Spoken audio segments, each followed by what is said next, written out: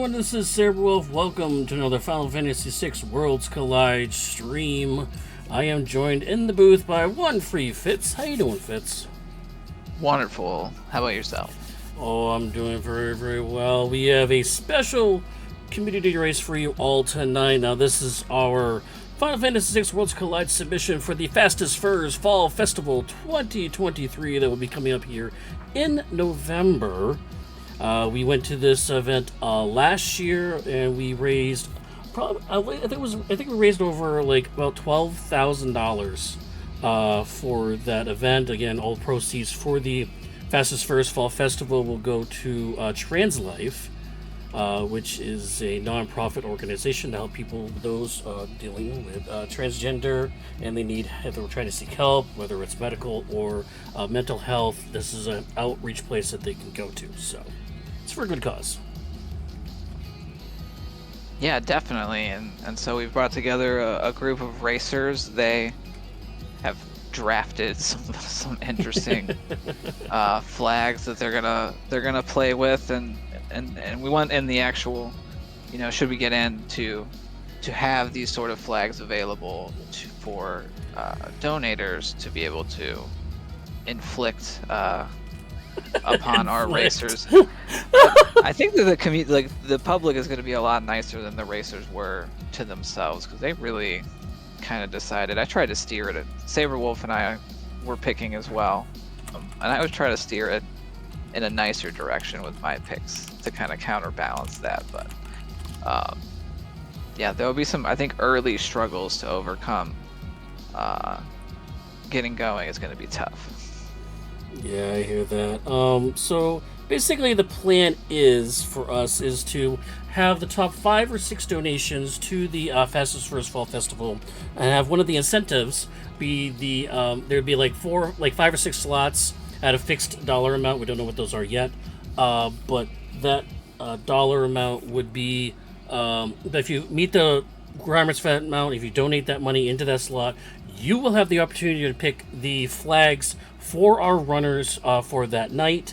We will do the obviously that will be released during the event early on that day, and you get to pick that donation and go from there. But tonight, just for testing purposes, our 4 runners, along with us in the commentator booth, decided to pick this flag set, and they weren't really gentle on themselves. I salvaged one with a columnist, which means you removed one of the picks. So I salvaged a little bit. You want to go over the flags for everybody? Yeah, and so we'll know that everyone will be starting with Mog having the dance command as our tracker has already indicated. Celeste with Runic, and Gao with capture as one of their commands. So everyone knows what checks they're going to be available to them. In addition to that, we will get an Illumina for doing the Opera House performance. That's always a crowd favorite, so I think it was thematically appropriate to throw that in there. I expect everyone to go there early because they'll be starting with $0, no items other than their 3 Moogle charms, and chests are also empty. So that's one of the good items they can get right away. I think we'll also see our runners probably peak on our free checks, because although they won't award progression due to the no free lunch flag, they will give high tier items. So a couple of sources early for something. A couple other ones to point out. We're going to have vanilla espers, so they're going to teach their original spells. The spell costs are going to be their original MP prices, and the bonuses will also be vanilla. So we're going to be on we know there's 1 magic power plus 1 magic power plus 2 Esper out there, for instance. So we'll be on the lookout for those.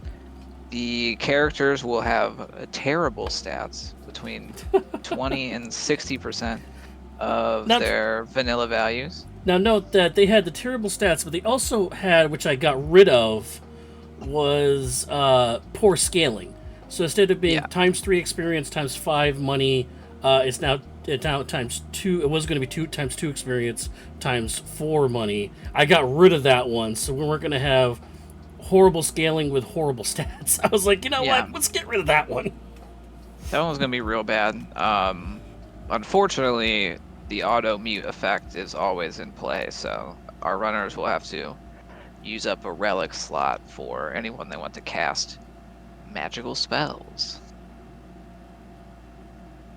And I think that's all of them. So, All right. I think the bot rated this very challenging overall. We were close to moderately challenging, I think.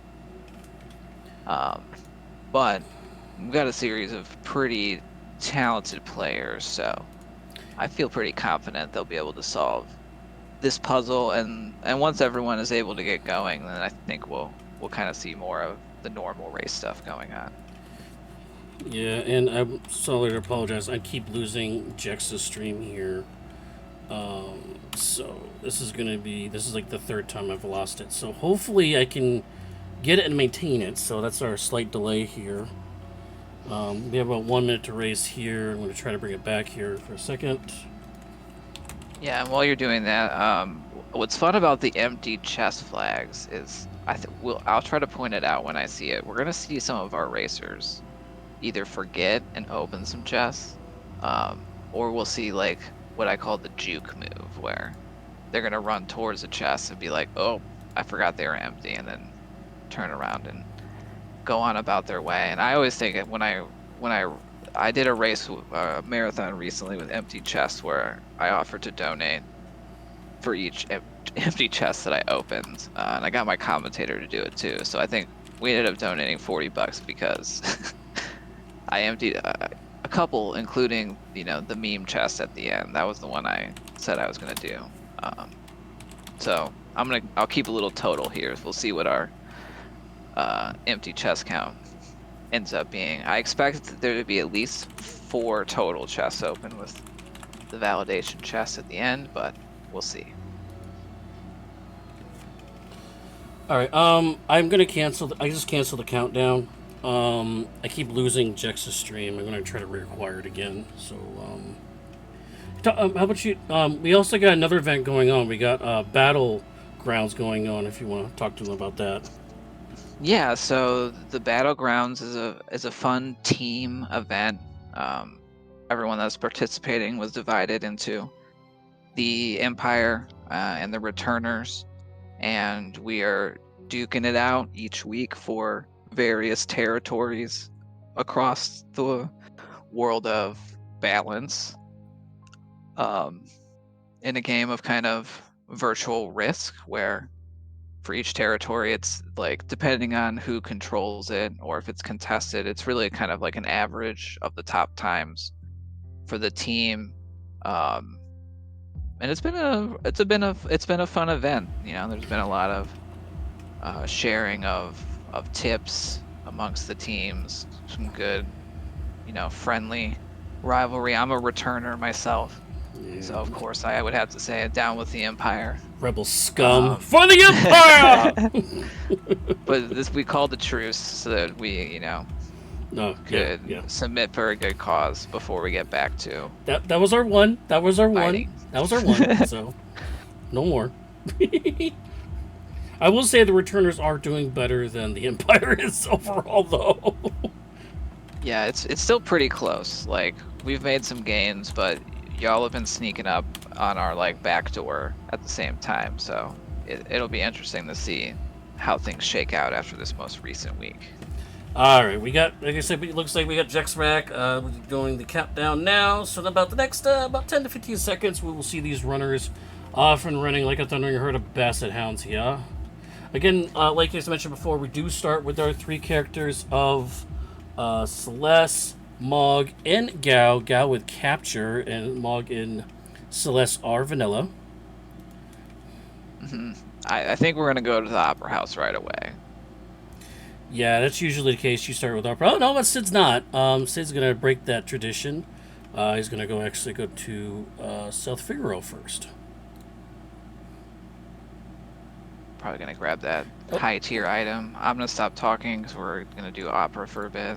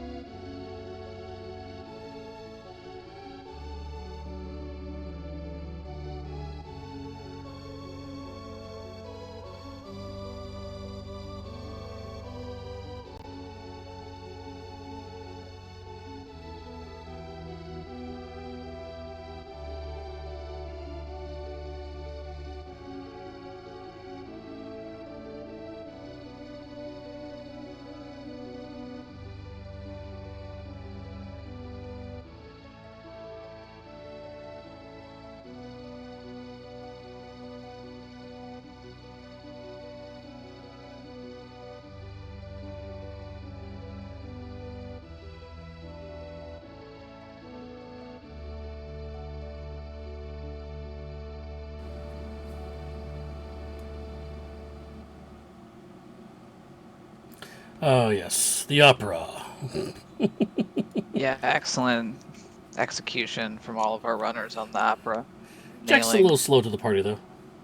the dancing. I did see a couple of things from our two runners that didn't go right away. I saw ice rods for sale in Narsh, no money. Ooh, okay. Dance, the top two are Sonic Boom, which is meh, and Rage, which is solid. And the Celeste item in the basement was a red cap. Okay, so red cap's pretty good. That's going to increase our players. Oh, don't know if Oh, the Gar meant to stats do are that. That's a terrible. Tyrannosaurus. Oh boy. Oh no, it's I don't bad. think he wants this fight. Oh, I was going Sonic to go Boom. for it. This He's got the rage. Rage Rage. is okay. Again, the our runners do get an Illumina as a reward, but the donations will also be a reward because there's also donations for the runners to actually do Opera Oh, House anyways. So that Gauss is going to be one of Magitech. the helpful things to do there as well. I think Gar can actually take this fight. What's Gal's other ability? Magitech.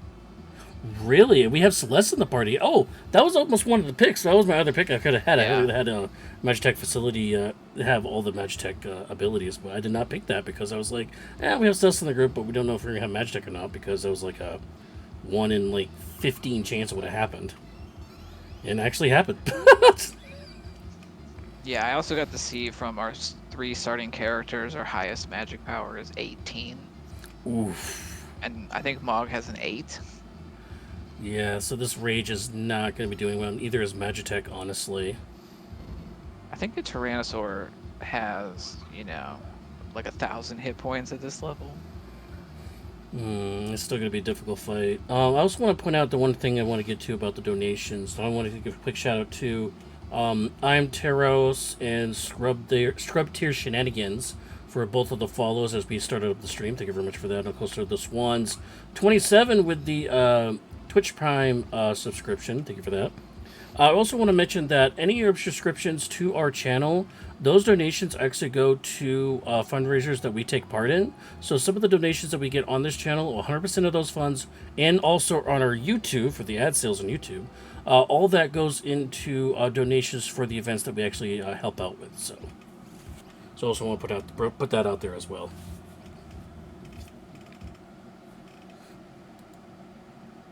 Yeah, and our runners are all they're trying to take some grind fights. They're gonna have easier ones, but Gar managed to get through and got to level 9 with one fight, so they're heading for the Serpent Trench to try to probably get some money along the way.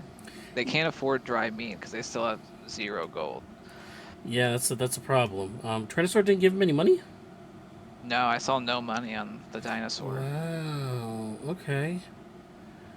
So, yeah, but this is another fight. If you ever play Ultra League that you have Gao in your party, going down the Serpent's Trench is a great check because you do get, I guess you could say, easier fights because you're going to get monsters and like that down here with some levels up before you get to a boss. There's no boss on this check, and you still get a reward at the end. Yeah, it's a very nice one. Early, sometimes I like to save it if I get behind on progression, then it's where I go, but yeah, I think we'll probably see a decent amount of our runners head there as their first paid check. Yep. Sid's actually breaking the mold and is actually going to do the Turtle Pond and South Figaro Cave, roll the balance. Okay. That is another good one. To Narsh.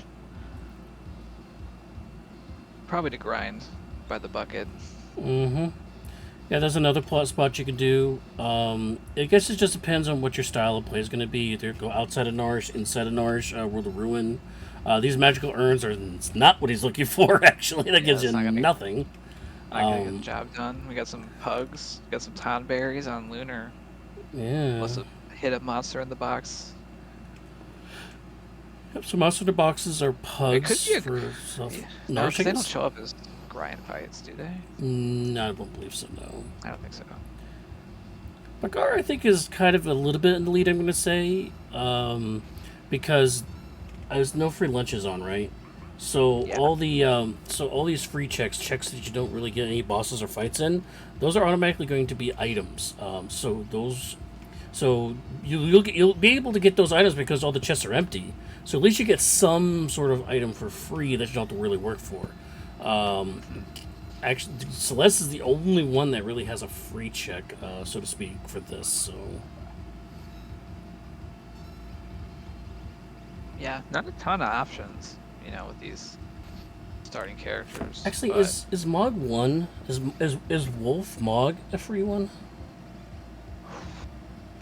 I don't remember. I don't think so. Let me go. The draft will tell us. I'm gonna go Okay. peek on the card. All right, well, you pick at that. So the checks that we have available for us is the Gauss Vel check, which is you need a dried meat for. If we don't have any money, we can't get dried meat. We can't do it. Then we have the Serpent Trench, which is what Gar's doing right now. Mog has two checks available. He has the Wolf check, which you go all the way to top of Narsh and roll the balance. And typically from there, you actually do the Kefka Narsh check, which is open to everybody. And that will teleport you back into the town of Narsh instead of Arvin's house. And you talk to Arvin, that actually triggers the second Mog check, which is the Moogle defense, which is right at the beginning of the game when you defend Terra when she fell down into the pit. Spoilers if you haven't played the game. But if you hear, you probably played the game before. And then Celeste has three checks available. One is actually all the way back in the Opera House. They didn't actually use the Opera House for grind fights to do the boss fight there. That is actually a check there if you go to the left side with the interruption side. Then there was the South Figaro basement, which I believe Sid and Jex both did, which was the red cap. That's a free check, so you won't get any Espers or character from that, although if that flag wasn't set there, you would get one of those. And lastly, there's the three-part Magitech facility. You go right into the Magitech facility, and there's three separate stages of that, so you get rewards for. So Jex has found a fight that the steel is ice rods, these wizards, and has gotten 2 so far. And I'm curious if they try to hang out here for a little bit and farm up some rods to help them out.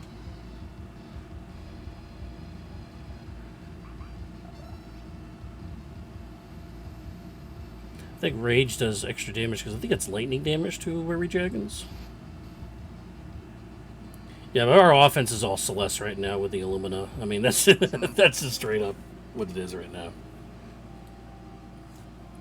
Yeah, definitely. I think Jex might try to go see if they can get a couple of these wizard fights, unless they're feeling confident. Mag rollers are not easy, actually. These are the gold ones too. Yeah, they have a decent amount of hit points and 400 and looks like 412 to be exact. do some bad things, but the levels are starting to get to the point where Gao can do some damage. Yeah, there it Celeste. is. Yeah, we don't like ice, but Ice. Sorry. Live. Ooh, this is a nasty formation on Jex Rock's side. Well, he's got the pincers, so he actually goes first. But yeah, these monsters are not going to be good. This pick is a Magicite Mandoin, which actually, since this is vanilla, that actually teaches Tier 2 Fire, Ice, and Lightning. Mm-hmm. Yeah, it's a solid find for a first Esper. Very much so. Ooh, Dragon Boots was there, giving a pass on that. Magus Hat is in the armor shop. Yeah, I guess so. I mean, it's like 700 gold. Yeah, it's cheap. Dried meat. Oh, there's a dried meat. I guess they need consumables too. Yeah. Money is still pretty tight. That's not a bad call. I'll probably go back for that Magus Hat though. I would have too, especially with Lord stats. You need magic power, yeah.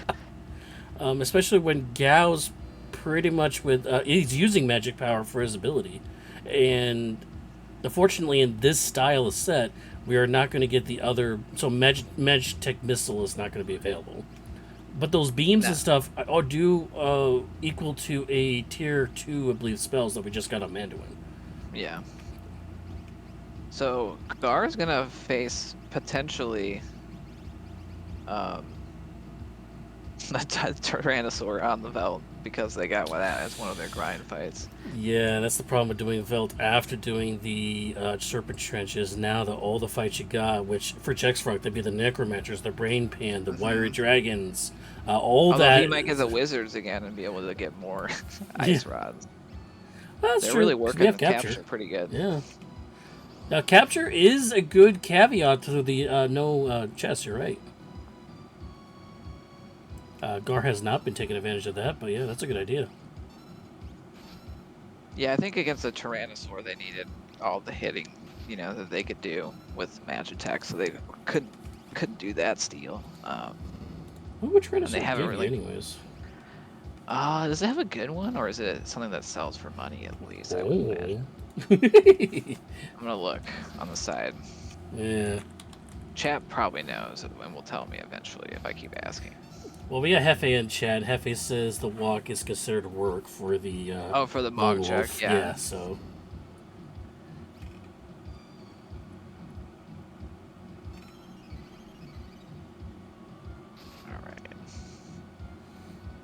While you look for that, I want to say hello to the 36 viewers we got on stream. Once again, this is the Fastest First Fall Festival 2023 submission race. We're going to take part in that in the middle of November.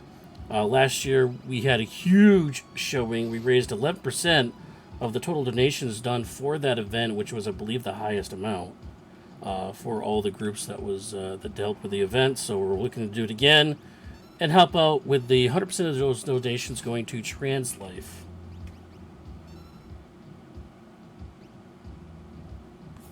I just realized I forgot to start the timer. Timer. Well, What is time? But time is a weird soup, I heard. We'll have the race time. Yeah. Okay. Here, I'll get the race going. I'll get the timer going here in just a second. Also, Gar actually has an Esper now, I believe. I'm gonna get the timer going here.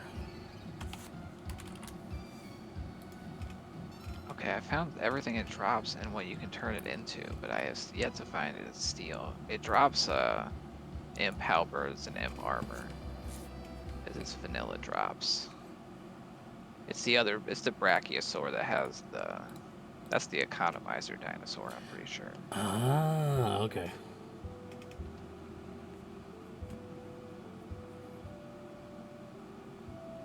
Well, Luna Chimera is going to climb up to the top of Narsh and see that it's not a character. So you can choose one of two options. Now, the option on the right, which would be the Lone Wolf, is always going to be an item. Then you have the option on the left that could be an item or an Esper in this situation, is Marvel Shoes, not a great item. If it was holding a Lumina, you'd be like, oh, I don't know what to do. Yeah, that would be tough. I mean, I'd probably take Flame Shield. It's better than Marvel Shoes. Yep.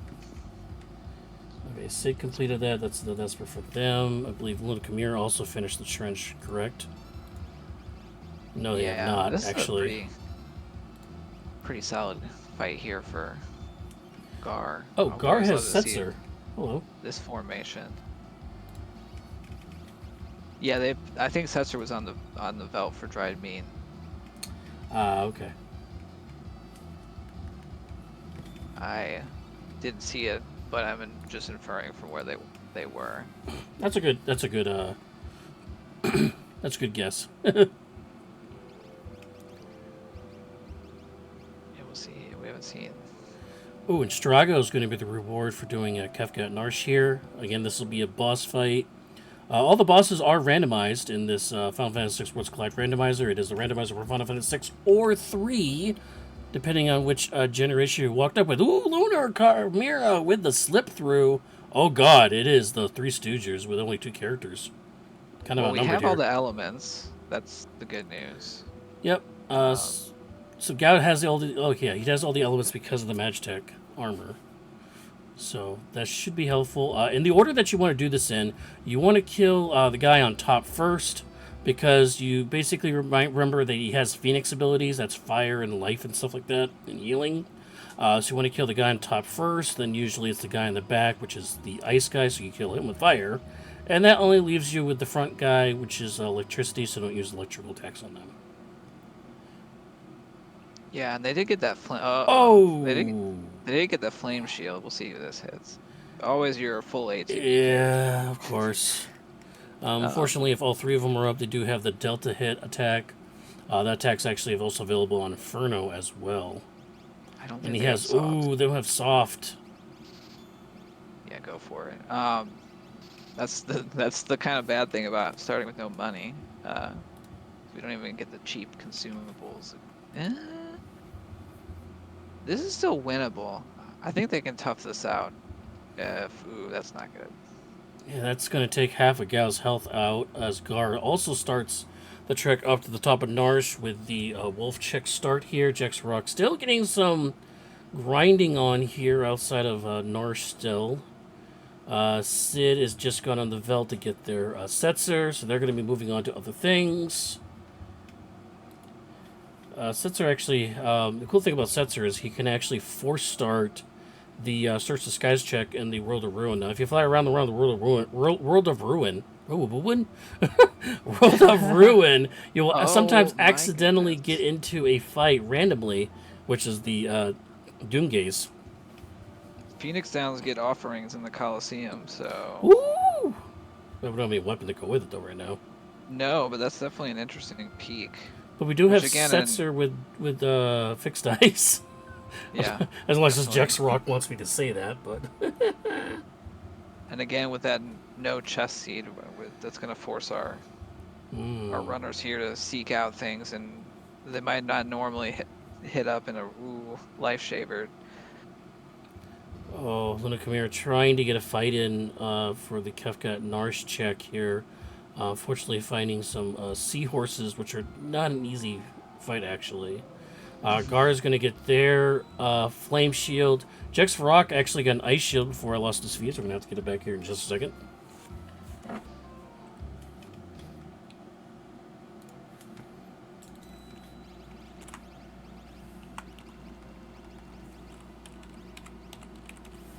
let's see. It looks like we're getting a tomb. No, another. Sid's going to the Coliseum as well.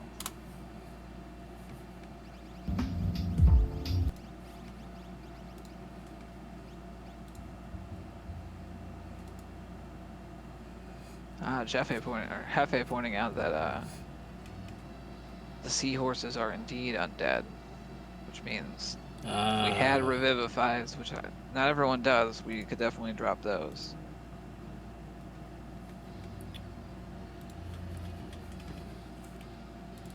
Yeah, Jex Rock did say he had some storms in the area, so that's kind of part of this problem for him. So we will endeavor this, though. Indeed. We're seeing Gar running into the horsies as well. Having a little bit easier time having some more levels. Sid getting up in the tumbleweed fight for an offering as well. It's winnable as long as they could get the second hit in before the tumbleweed does life shaver once they've been hit, because otherwise, Runic, that's not great. Yeah, unfortunately, you cannot control your characters like you mentioned, and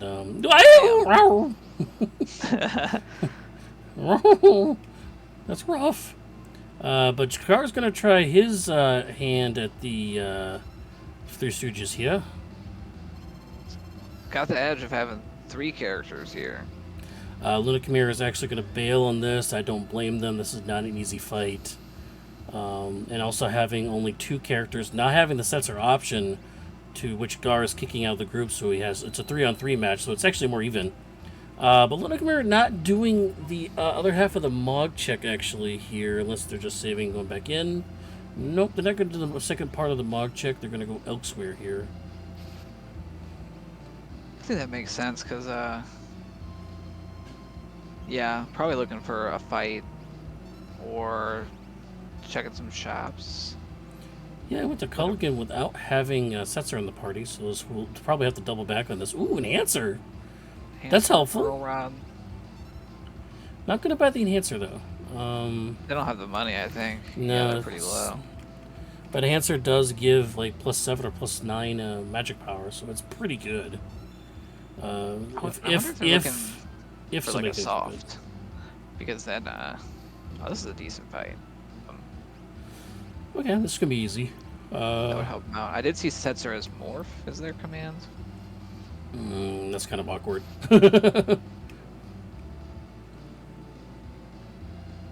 Since they're not having the bestest of abilities, really, stats anyways, and have them reduced more. I mean, Morph does raise those stats up Yeah, I mean for a it temporary definitely time. increases damage. Yeah.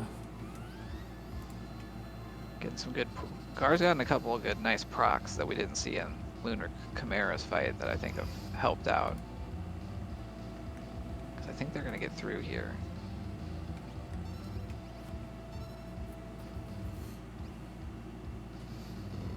Yeah, that wasn't a great experience fighting for Lunar. Luna Chimera says, I played for 5 minutes and all I got is an Illumina. Oh, it feels so bad. Yeah.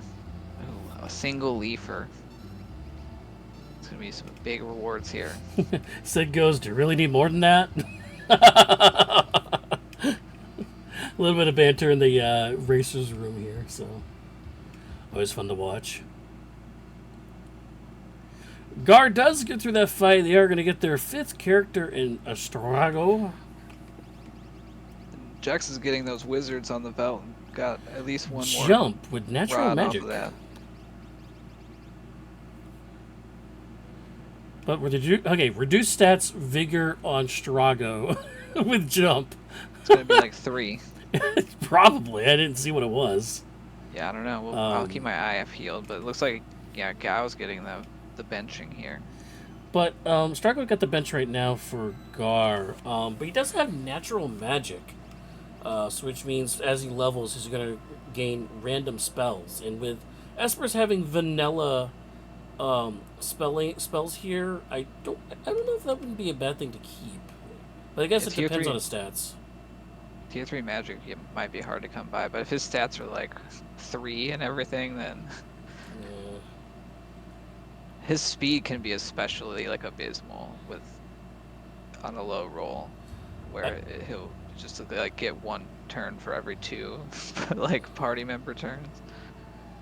Yeah, I do want to point out that on Gar's screen, you did see a Mog there. Mog is already in the party. That is the default sprite for a possible item or Esper reward for this.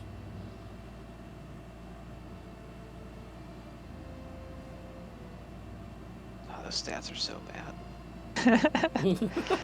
Every time they look, I'm just like, oh.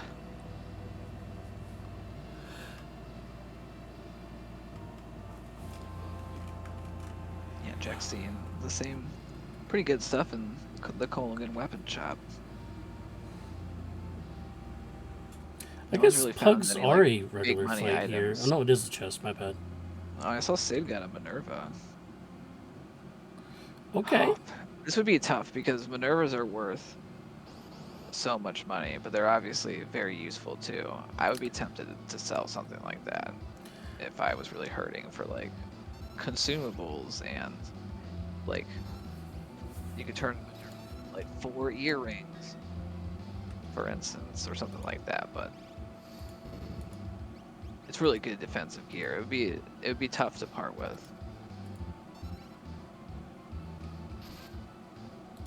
And that means those are they're gonna show up on the belt now too, potentially. And Lunar might get themselves 1 to many. Oh, they got 1 at least on a steal.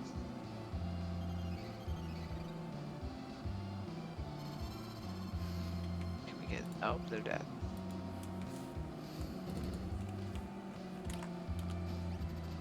And they're getting their Setzer. Definitely getting back on track for Lunar Chimera, showing some great bounce back, not getting too frustrated early.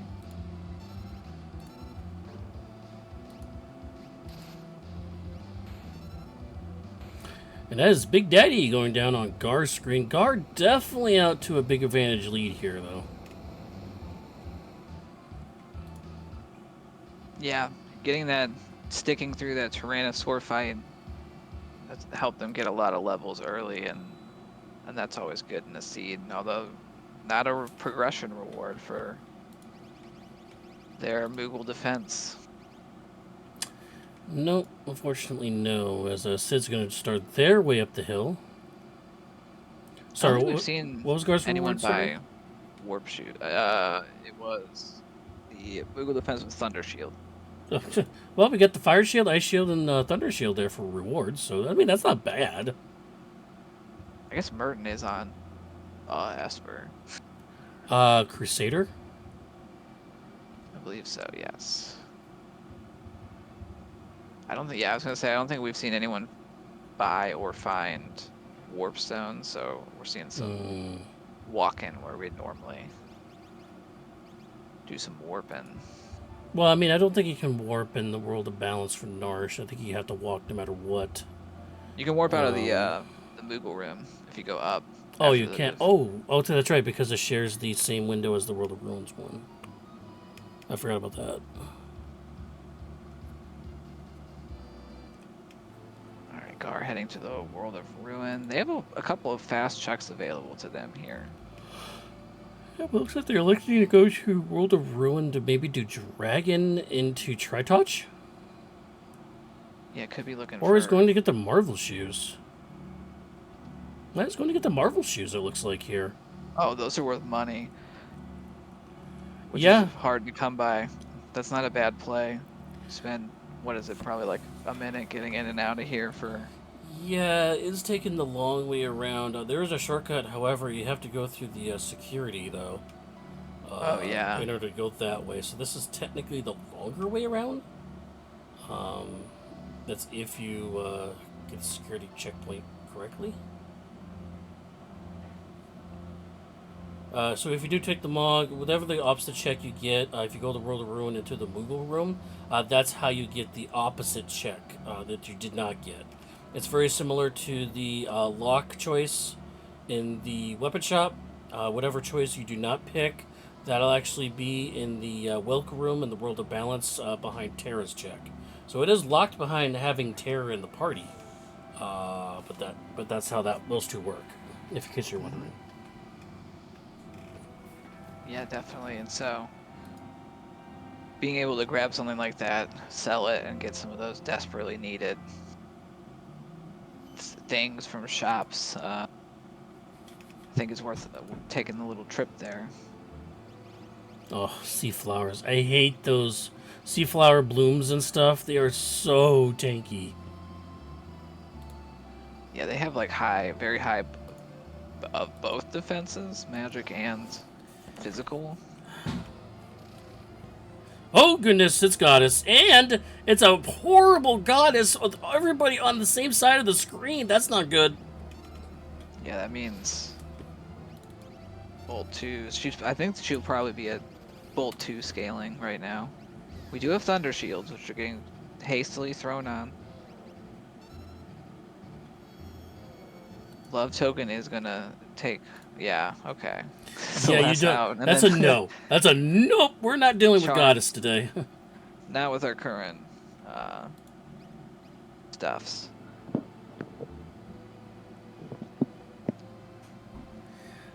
Yeah, guys, in case you're wondering, the update for Jex Rock is I am still efforting that right now. Yeah, we're working on it. A lot of levers furiously being pulled. It's a lever-based system. Yeah, trying to get the right leverage. Alright, so let's get some updates here. There's 5 characters, 1 Esper. Still for Gar here.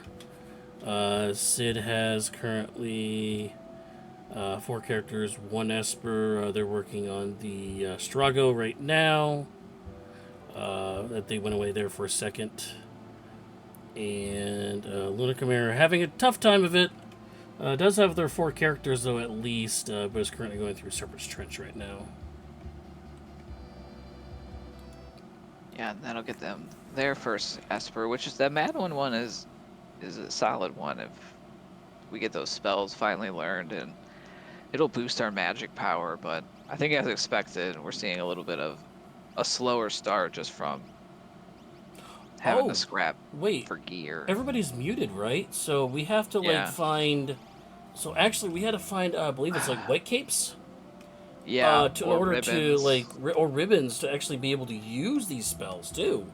As we find the Esper in Esper Thief in the World of Balance is for 42,000 gold. That's pretty. Look at the Ragnaroks that nobody will probably be able to afford. Yeah, it's kind of a tease, but hey, you can blame who I mean, made that maybe if we pick? find a cat hood, we could get there. But Who made that pick for no chest, empty chest? So that'd be shit, Sid. So you yeah. can blame Sid for that one. Hmm.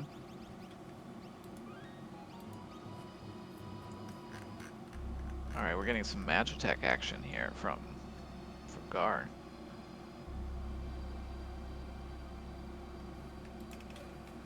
I think that makes sense out of what they have available. They're probably feeling pretty good about their scaling. They're doing a decent amount of damage, so go find that progression. Oh, there we go. There was an example of forgetting that chests were empty for a second. They've been pretty disciplined. I want to commend our racers so far. I haven't seen a lot of it, but So we got Jex back. They're still kind of doing some Coliseum stuff here.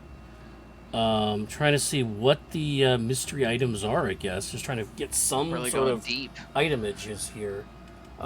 They did get pick up Setzer at some point, but they do not have any Espers. So they haven't done Serpent Trench. No one. Bagar here in a Magitech facility with tunnel armor. That's a decently easy boss. However, they do not have a bolt unless they use the Magitech armor.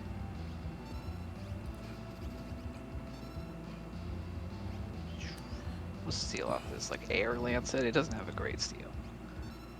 No. They drop a don't they drop an elixir though? That's a high value item. Yeah, a lot of people like to sell elixirs that they find in chests. That does go for quite a bit of money. Gar doing a little dance, making a little love here. Yeah, I mean sometimes I regret it. I'm gonna be honest. When I am fighting Final Kefka and I'm like, oh shoot. Yeah, I could have used those elixirs. Level 50 Oh. magic, come on! We hate to see that. Oh, that's rude. Yeah, we don't. Normally, our runners would have probably found some warp stones or bought some smoke bombs, but the low money, it kind of doesn't really make sense to check shops if I would know I can't afford anything in there right now. Gar did find an Esper there on the fight. By the way, magic level 50 is undead, so it does die to Revivify, I believe. Again, with the limited money and funds that we have, the items are a commodity. As Gar goes Absolutely into terrible encounter on Jackson's screen. Oh, double returner and a Can't run pincer without killing one side. and dark. No, it just got rouletted. Oh, come on. That's a reset. Getting pincered by 3 creatures that can straight up just murder you like instantly is kind of sad. It's kind of scary. Yeah, because even if you try to kill the one retainer, so we could run, the retainers always do the trade-off attack, which is instant death if it hits. So it's like so at best you'll have like maybe one character. There's the Jax. goddess check for Jax. We have no walls. control of that one. There's some walls here. Gar also has a difficult boss here with tentacles here. Does not have any like red shoes or hasting shoes, running shoes. That's one way to avoid getting the tentacles. If you have a hard time with tentacles, just equip everybody with running shoes. That gives them haste, and they can. And the only way the tentacles can grab you is by slowing you. And if you can't be slow because the haste running shoes, you're never going to get grabbed. So that's a kind of a trick way of getting around the tentacles boss if you're having a hard time with it. Yeah, they've started to turn the tide here. Especially with those tentacles facing the wrong way. They're going to get hit for some big damage while Mog does useless dances. Yeah, well, Mog's got to dance, you got to dance. Lil Chimera actually going into the Magitech facility as well is going to face a decent boss here, trying to get some footing here. So this should be pretty good. I'd be glad to face this one. Sid getting the bad news. There's a Thunder Shield there for the other chick. Does have Strago as well. feel like if one of our runners decides first person to go to Burning House there's gonna be a character there that really opens it up. That's why I always go there for that hope. Yeah. and for the memes. The people love it, so we gotta give them what they want sometimes. I don't know, guys. Get in chat. Do you love that stuff? Like going to your doing it yourself is like, you know, I'm sure chat would be like, oh, I don't like it. But if we're asking, do you like watching people do it? Then I think they would be like, oh yeah, for sure.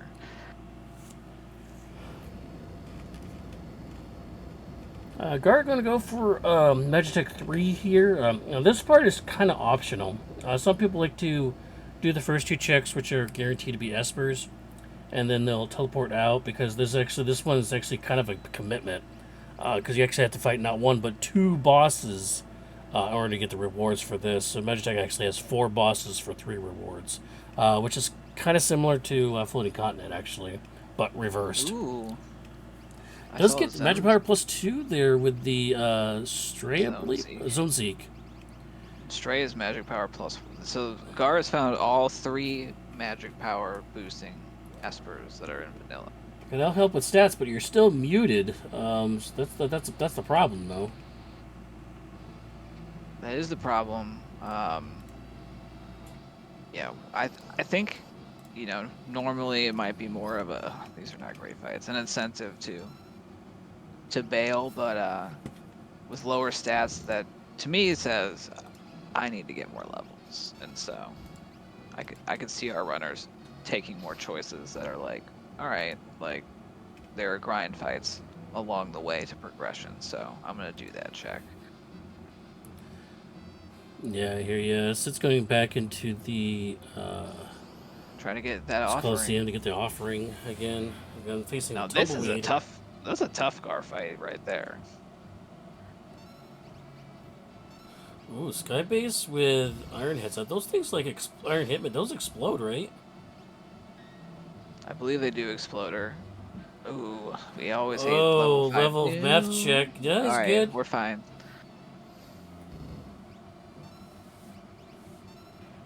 I think they like double blaster sometimes on death too, which is very annoying.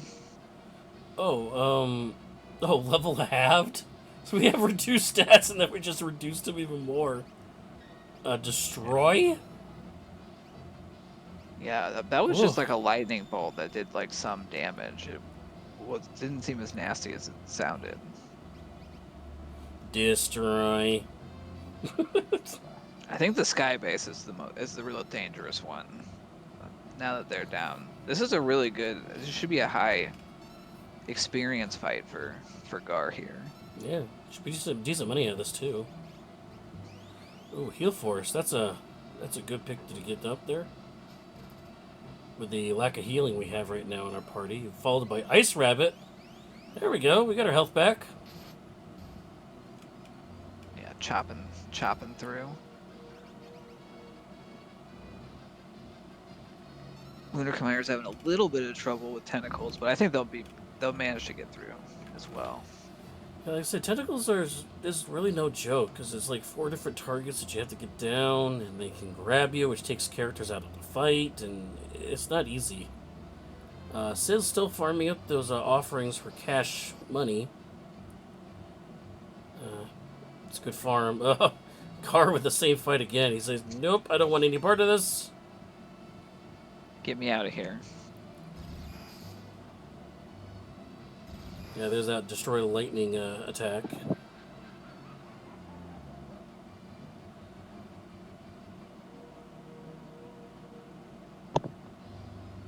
Yeah, I can't blame on the running. Yeah, you just don't want this fight. I mean, it's a rough fight. It's pretty much like a character is gonna go down every time that we take this fight because that skybase is always gonna blast her at least once. And we don't have that many Phoenix Downs because we haven't had that much money, so it's kind of, yeah, that was, I think, a great decision. 1 was enough. Don't get greedy. I get greedy sometimes and face consequences. Ooh, a very tough leader. Leader, actually the easiest boss in the game. So definitely, Magic Facility was the right avenue to go. Jex Rocks just picked up their Madeline Esper at the end of Serpent Trance. Sid using those Getting it offerings to cheap. trade him in for a Palador Esper off the Tease and Thief. Now, Tease and Thief is also available in the World of Ruin. Usually it's a different price. However, in the World of Balance, it will tell you if it's an Esper or not. But in the World of Ruin, it does not tell you if it's an Esper. The So, Sid getting that discount for only 9,500 gold. ooh, that's worth it. Not sure what And the they are abilities on stocked with Palador. money. Oh, there's Oh the my Feeks dice and goodness! Ragnaroks. Just sell everything. We do have offering available with fixed dice, and Gao can use it too, but Gao doesn't have the fight command, so. Yeah, I mean, we can always go Oh, get but we more sold the offerings. offering to use with it We can get though. it. We can go get more for Maybe Phoenix we can get Down. more Phoenix Downs, but wow. Yeah. I think we're trying to get a Ragnarok too. Looks like a Trident actually. Ooh, that's a nasty exit Yep. boss for Gar. He's going to go for I a got a Rag. Sword Tech Realm as the reward for Magic Tech 3. Okay, that's decent. She can use if she has again lowered stats. You're looking at a using Stunner for high magic power. But Haydn and the Haydenites here for the fourth Wow. boss. Muddled Gal actually attacked Haydn, which is so rare for muddled characters to actually not destroy a party member. Yeah, I had that in my one of my battlegrounds. Can't remember. I think it was I had offering on somebody in my party, and he wiped out everybody on my team. Yeah, I can't be convinced there's not like a secret bit that's like if muddle then target offering user. That's like part of the targeting logic.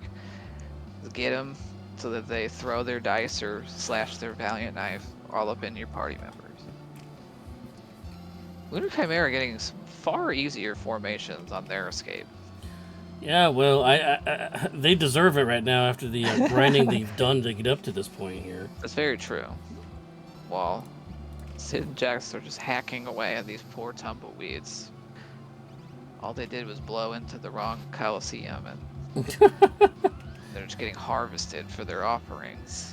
Shit in chat's going like while he's grinding, and he's like, "Baby shark." Yeah, I'll definitely be, with the amount of money that's going to be available. Like, I know Sid was one of our runners that saw at least one place where there was rods for sale.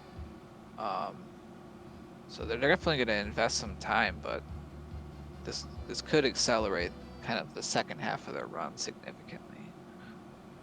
Very, very true. Gar's going to go they here. know where Ragnaroks are. They can go buy more fixed dice, which aren't stat dependent weapons.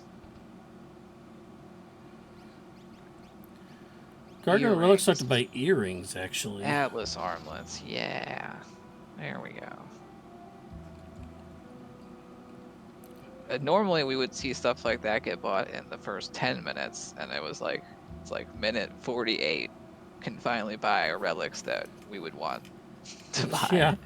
Yeah. Usually we've done this all by now, so. I mean, and Gar's taking a lot of fights, they've kind of earned their GP the hard way. Yeah, very much so. And I'll be curious to see if they chose the fastest path. Oh, Hippocampus there on Jex Rock's side, but definitely gets that one down.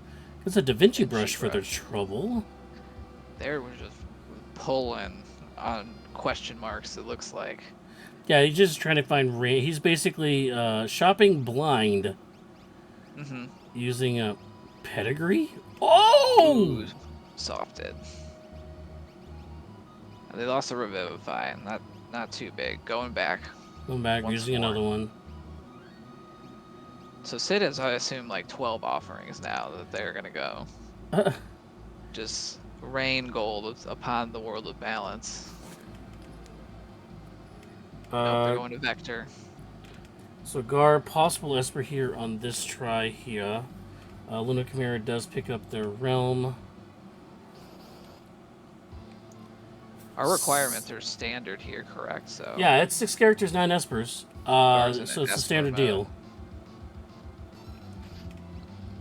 Yeah, I think with I'm just using my memory. They still have Opera House. They can go get revenge against Goddess. Search the skies. I would pass on Goddess having it be a airship fight. Daryl's Because Tomb is available and like kind of peekable. At least we could reset if it was a character. oh jeez, Stereodite here for Jexfarok on this fight. This is gonna be rough.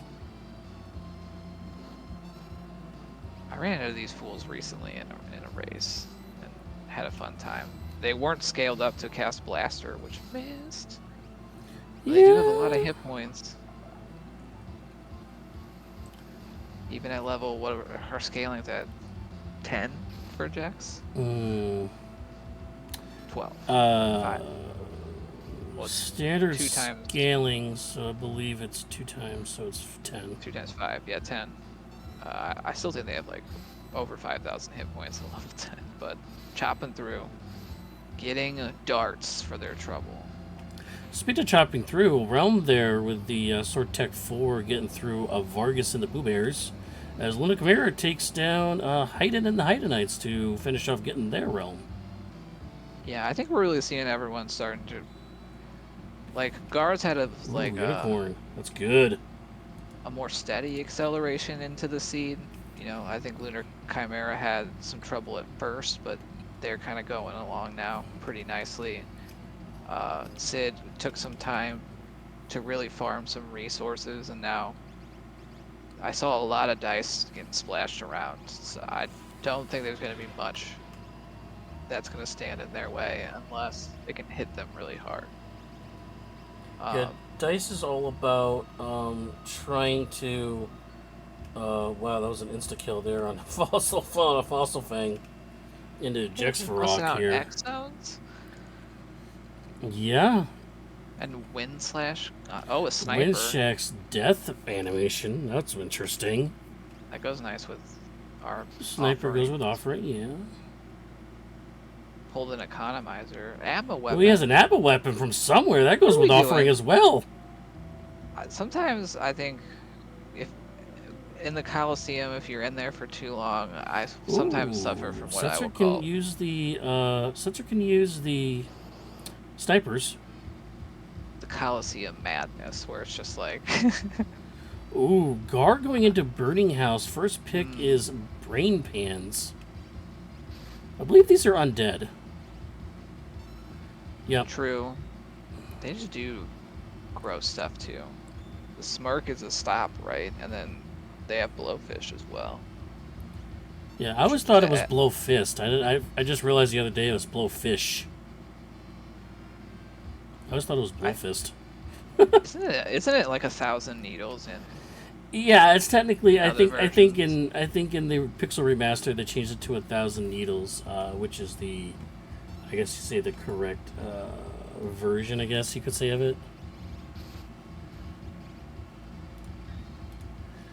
Just to update everybody, Luna Chimera does have 5 characters, actually 3 espers now. I was a little bit behind on them. Sid has 5 characters, 4 espers. Gar currently has 6 characters, 4 espers, as noted. And Jexfarok, who had just lost their stream again, just as I was about to click on it.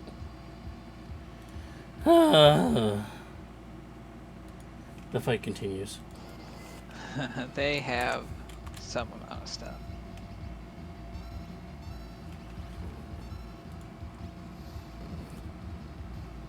Yeah, it looks like they're still at 4-1, maybe. Yeah. I think they are still 4-1. I'm just double checking because I am commentating, restreaming, and tracking all at the same time. So I am multitasking. It's doing a lot, folks. Oh, Gar, multiple peers of the team are muddled. Uh-oh. Oh, God. Slamming their own party. Realm, why? Well, at least she hit Celeste before Celeste could swing their Illumina on somebody. No, Celeste did swing their Illumina on Gao, took out half his health. Oh, well, again, I guess. I missed the Yeah. first one. Okay, now they got Jex Rock back. We check it is still 4 characters, 1 Esper, so they're still in the back here. Little Chimera making a great comeback, by the way. 5 characters, 3 Espers, though. Yeah, again, showing, they're a fighter chef. They bounce back Now, from some early troubles. now here's the question, though. I have a question for you in the chat. Sid did grind in the Coliseum, where Gar has not. They're very similar into where they are currently in the race. Sid does have a little more power than what Gar have. Do you think Sid can come back here?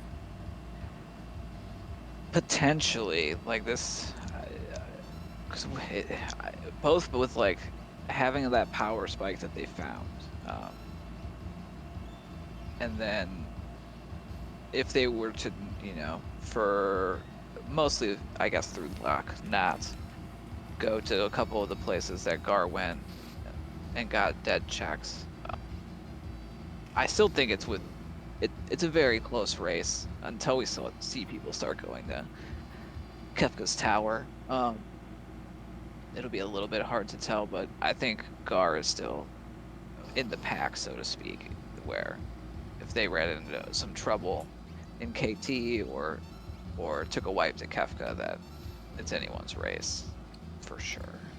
For those joining us in the chat there and the viewers at home, you're watching the Final Fantasy Worlds Collide restream race between Luna Chimera, Sid, Gar, and Jex Farrak. Now, this is going to be the submission for the Fastest Furs Fall Festival 2023, where 100% of the donations for that fundraising event goes to TransLife. Again, this is our submission for that event. We did it last year, and we're going back to do it again. Also, want to give a shout out to especially to Luna Chimera, who's been pretty much doing the organization for this for our chat room. So I want to give a little bit of thanks to them as well, as Gar goes into a boss fight here with Guardian. A little difficult. Yeah, I saw they had like 50 tonics, so definitely going for those discount consumables, because if you can mash A real fast, they work just as good, right? Well, they do have Bolt Beam.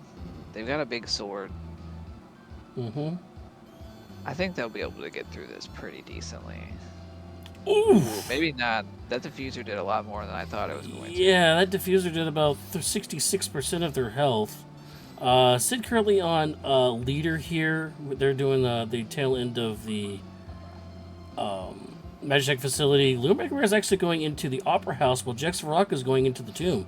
All of these checks are, Lumic, Gar, and Jex Varrock's are completely new to us. Yeah. So we'll definitely see what the rewards are here for this diverging path here. Yeah, I think if there could be a character that takes someone on a different and faster path than Gar's on right now. Because if Gar goes to Opera House and finds a character, are these the thieving bears? I like fighting these. This is a good source of money. It's to let them steal from you and then get it back plus some. Aloe Vera there on screen for Jex Varrock. That is another one where you can use Revivify to instantly kill him. Get some Tiger Fangs. Those are worth like... Those are pretty good. 15,000 gold. Yep, actually do quite a bit of damage too, actually.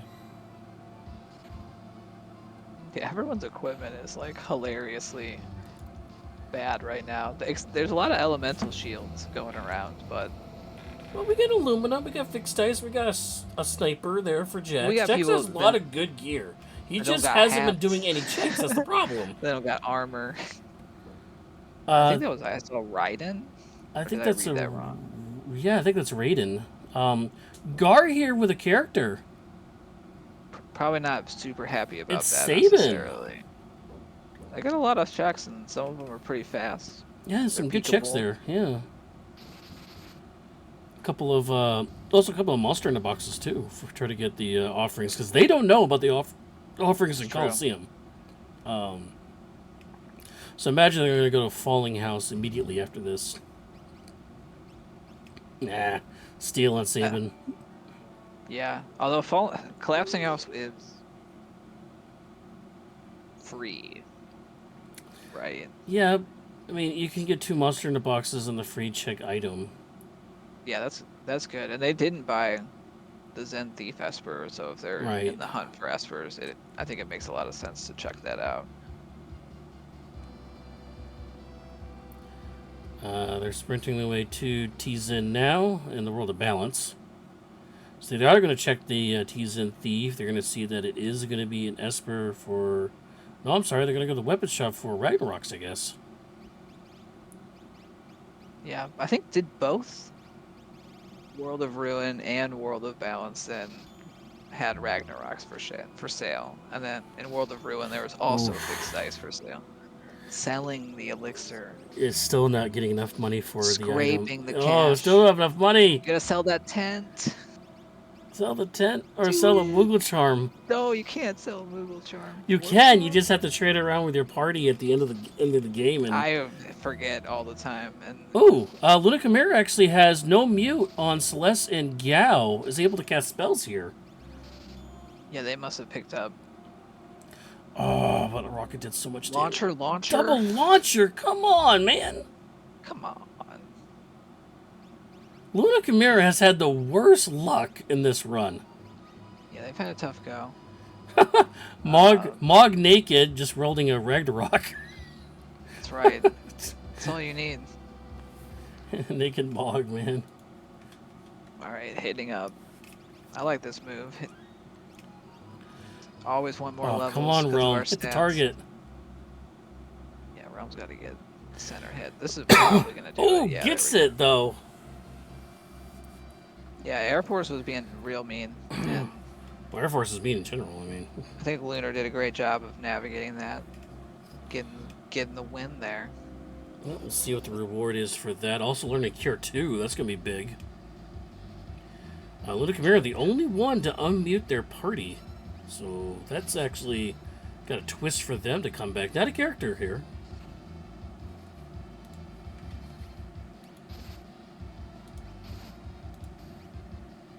Let's see what we get. Crusader, that's Crusader. Merton. Oh, Merton Town, USA. And Meteor. It's going to take a while, but... I mean, we do have the elemental shields, which do work against it. I think they got at least one Minerva. Yeah, so if they can spread out the shields on Minerva, that Merton can do some damage, and they don't have people muted. So that Merton's definitely available for them. Yeah. Not a character here for Gar either. Which is good. That's what they're not looking for. Because we don't have skip, I don't think. No, there is no skip for this. Jax Rock is going to get the Magistrate there.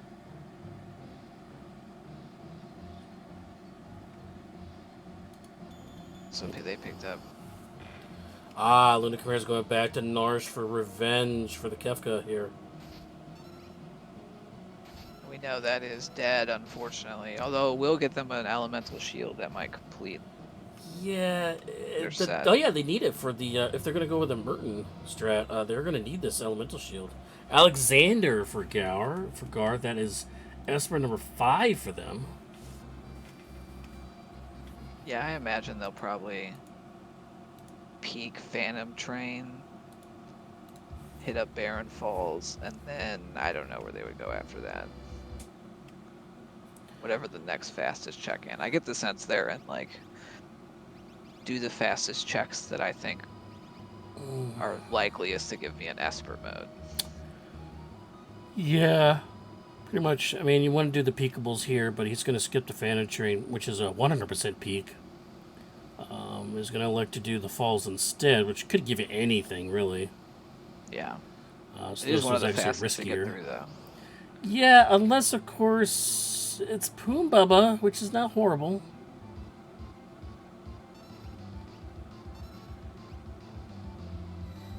Fortunately, you don't have poison to get through this fight to make it a little easier.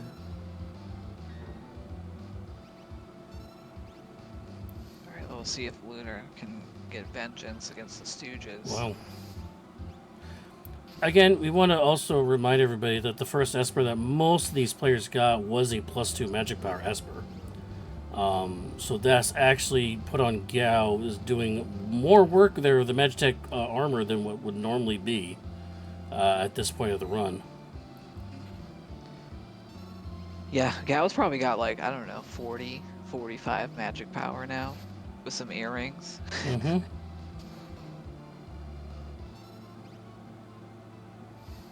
That's a fair point. There is a cutscene after Baron falls, which makes it not as fast as I always think it is. We haven't seen Evan's Rock yet. No, we haven't seen Up Its Rock here. This is a randomized thing where you kind of bounce between the open area, the boss area, and like that. However, there is a new setting, I believe, that after you get enough coral, it does increase the chances of getting back to the starting area or the boss area. So they did tweak Yeah, that a little bit. that was nice because I don't mind the randomness of gathering the pieces as much as what felt the worst was having the coral and stepping on like 30 switches before getting back to the coral eating chest. Yeah, it's better than it was, but it still like puts you where you don't want to be, though. I will say that is the match I in for it. So that is fire magic there for Gar. But again, more importantly, that's Esper number 6, 3 away from getting the Kefka Tower unlock here with a plethora of options to choose from. Looks like they're going to. This is definitely an Esper, right? Like, well, not definitely, but probably Tritok spot. I mean, we're pit stopping for a heal. Yeah, he's going for a Tri-Touch with a possible dragon here. I think they sold their only warp stone, so it'll be a little bit of a walk. Yeah, because they don't have Yeti, so you can't do the Yeti check. Back down. Oh, and now we get to see Jack's tangle with. Sig got Terra. Terra out of Ebbets Rock. Okay. Yeah. Well, that's probably not what they're looking for. Ooh, but 11 vigor, 16 power. magic power. Are you kidding me?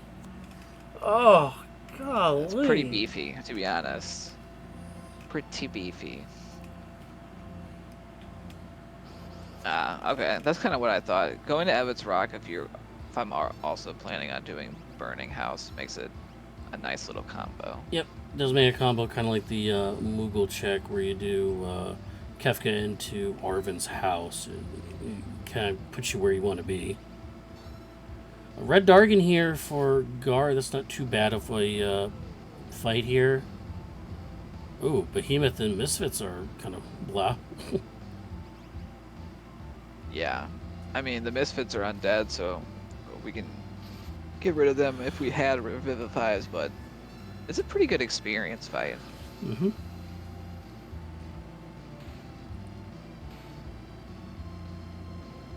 Also, Dragonfight will give us 2 items, one for killing it, and then the randomized reward for killing it. Indeed. So we're definitely always going to get the... What is red drop? Muscle Strato. Strato. The Ragnarok. Ragnarok. Which Guard does not have. Oh, no, Guard does have No, one. yeah, they bought one. They sold almost everything they had to get it. Sid rocking the fixed dice here on his Setzer to get through some of these fights. Tri-Touch here is going to reveal a Kefka. Well, I guess it's over.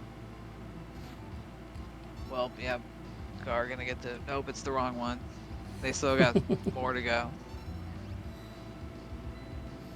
Now. Throwing out the stunner. That's Stone Cold of Realm. Stone Cold Realm. Yeah, making short work. Gar's got pretty solid power at this point. They're just looking for... Their levels are looking nice. They just need... They need those magical ass fruits. That's our first calmness protection we've seen, I'm pretty sure. Yeah, I mean, that's a more difficult calmness to pull off. Balls of math and timing. And avoiding media. Which Gar can do, and I've seen him do it with Phantom before. But like you said, does not have that warp stone, so he's going to have to make the long walk of shame here. Back down the hill. Ooh, took off the Moogle charm to try to get some more levels, I guess. wonder if they're trying to learn a particular spell. Oh, I hate Oscars. It's alright. Stone Cold Realm is gonna. Oh, I only went to 5. Yeah, get the heal off. That's fair. Just trying to get him down before that. They use bad breath, right? Or sour mouth. There it is. I shouldn't have said the words. That is the move I hate. Fault. Yeah, not too bad with 1.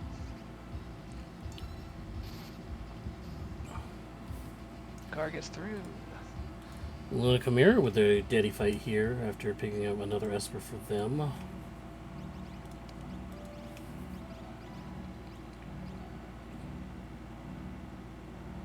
Oh, God, make that long walk back all blurry, really? They are looking for fights. They must be wanting to get those levels up higher.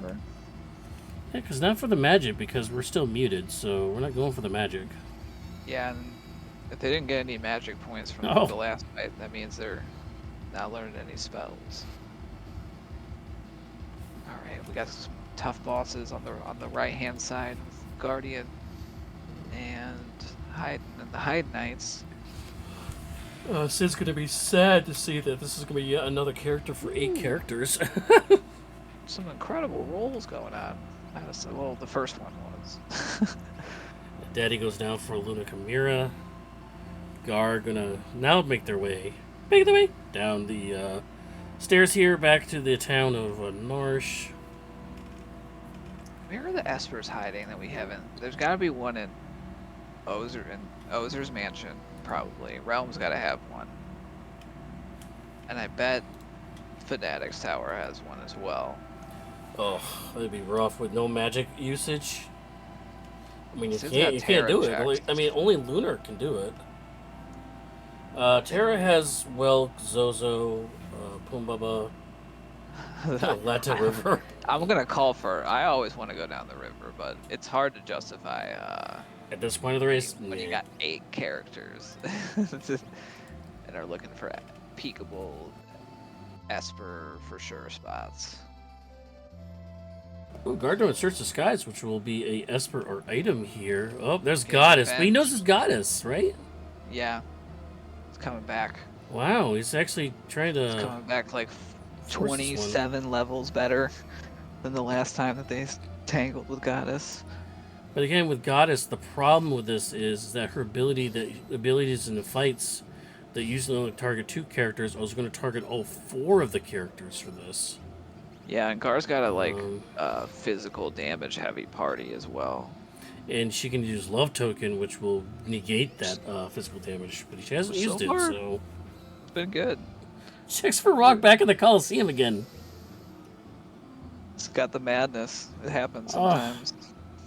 Coliseum madness. It can catch everyone by surprise when something so good is in there for such a cheap item. Luna Chimera, who doesn't know about the offerings in the Coliseum, sees it in the relic shop in the World of Balance, Damasa. Interesting. It is going to go into the burning house. Their 7th character too. Yeah, it's going to be saving, unfortunately. Yeah, I think Gar's playing this as well as they can, mostly relying. Minerva's for sale in the armor shop here, which Maud can also wear. In Thamasa, it looks like? Yeah. World of Ruin Thamasa.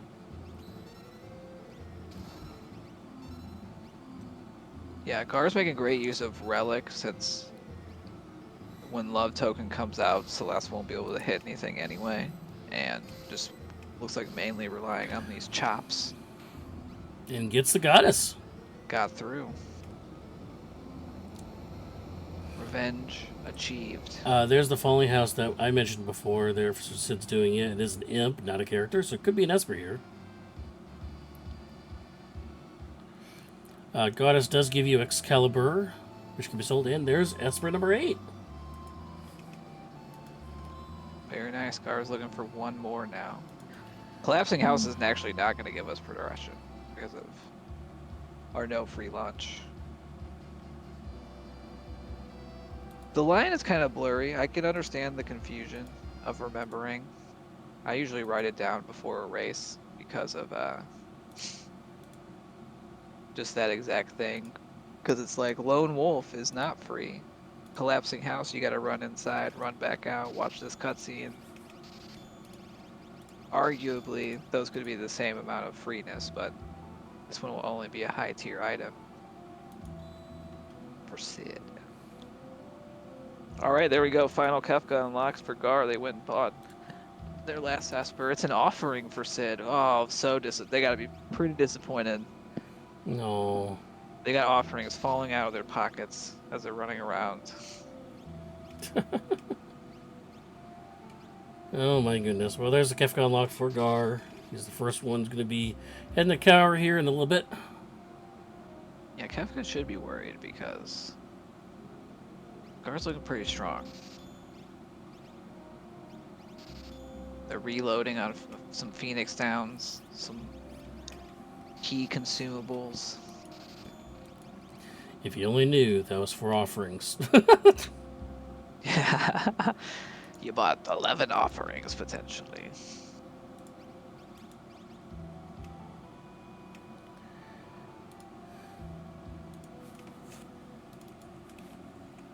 Sid looks like they're doing a little bit more shopping.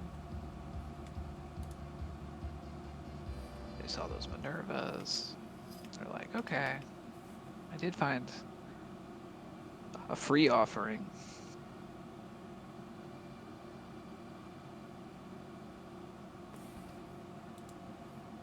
Gar doing some shopping too. They're in getting that Atlas armlet. I think they passed on earlier. Jex is going. This Mount Colts? Yeah. No, they're doing Realm check. Esper Mount.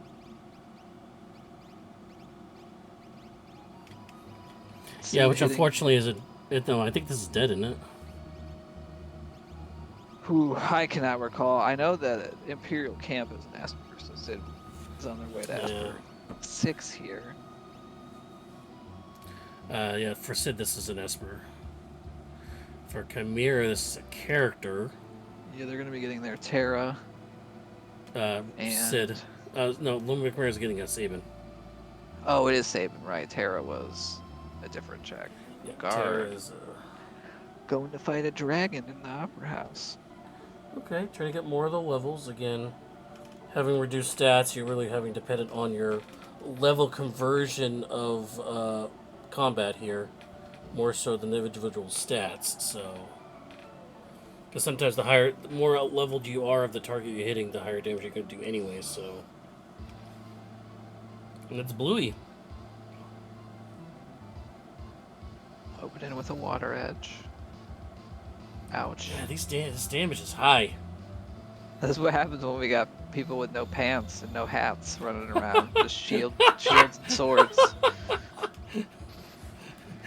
I love that. This is what happens when you run around with no pants on, okay? That cold water does a lot of damage when you're not wearing pants.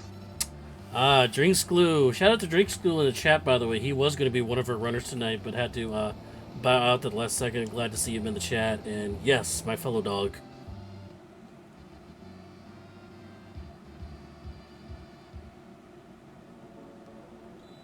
Chopping away a Guardian. Ooh!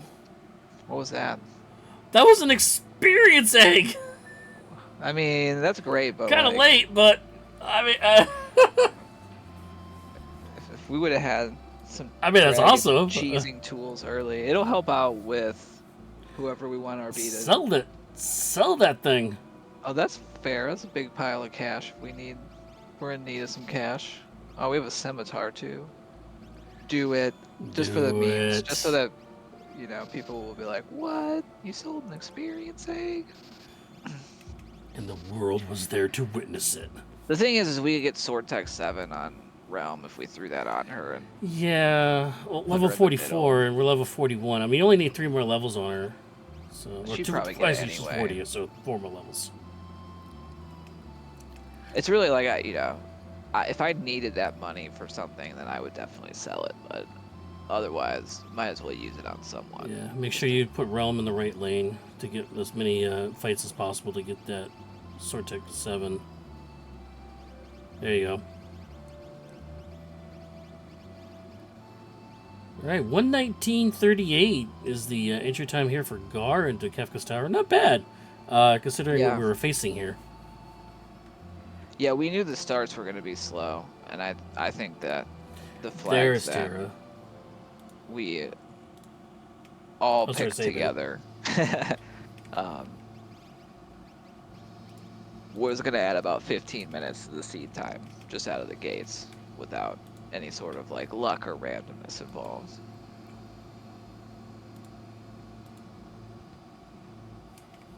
Yeah, there's definitely, we've seen one of the statues. We haven't seen a lot of the bad bosses out there. No, we haven't. But that's the thing. Like, they could be in this tower here. Because we haven't seen Spicy Chicken, we haven't seen Doom, we haven't seen Doomspeak, we haven't seen Magimaster. Yeah, I was trying to... I wanted you to name them so that you could take the blame. No, I'm not taking the blame. I'm just spouting out knowledge of what we haven't seen. Because seeing is believing. Believing is seeing. You know what happened, okay? But yeah, those are the ones that I was thinking about. I would add like Inferno. Oh goodness gracious! To the list. I really got bodied by Inferno the other day with the 2-character party. Sounds kind of hot. It was not.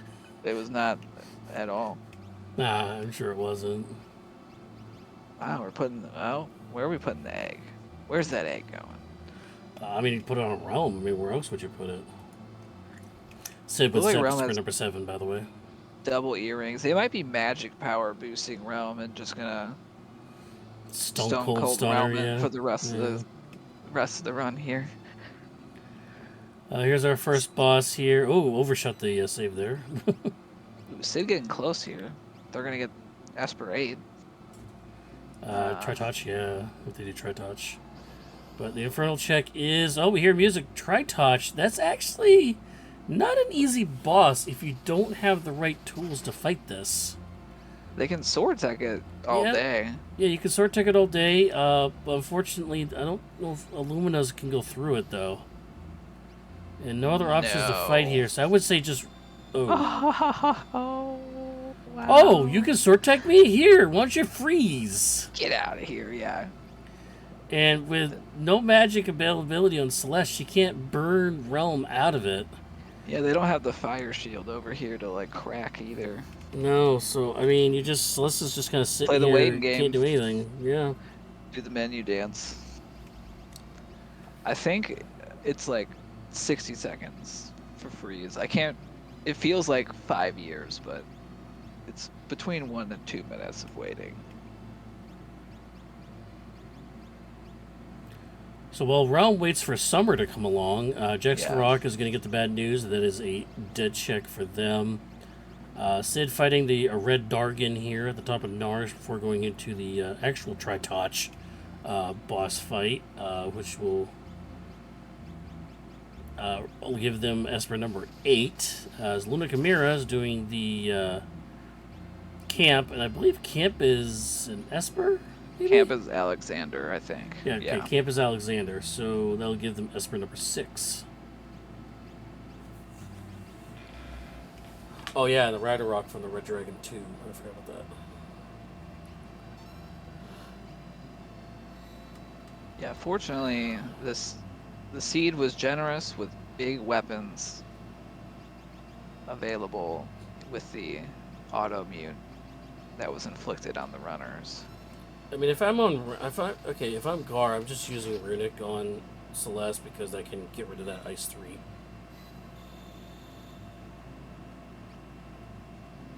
Are you kidding me?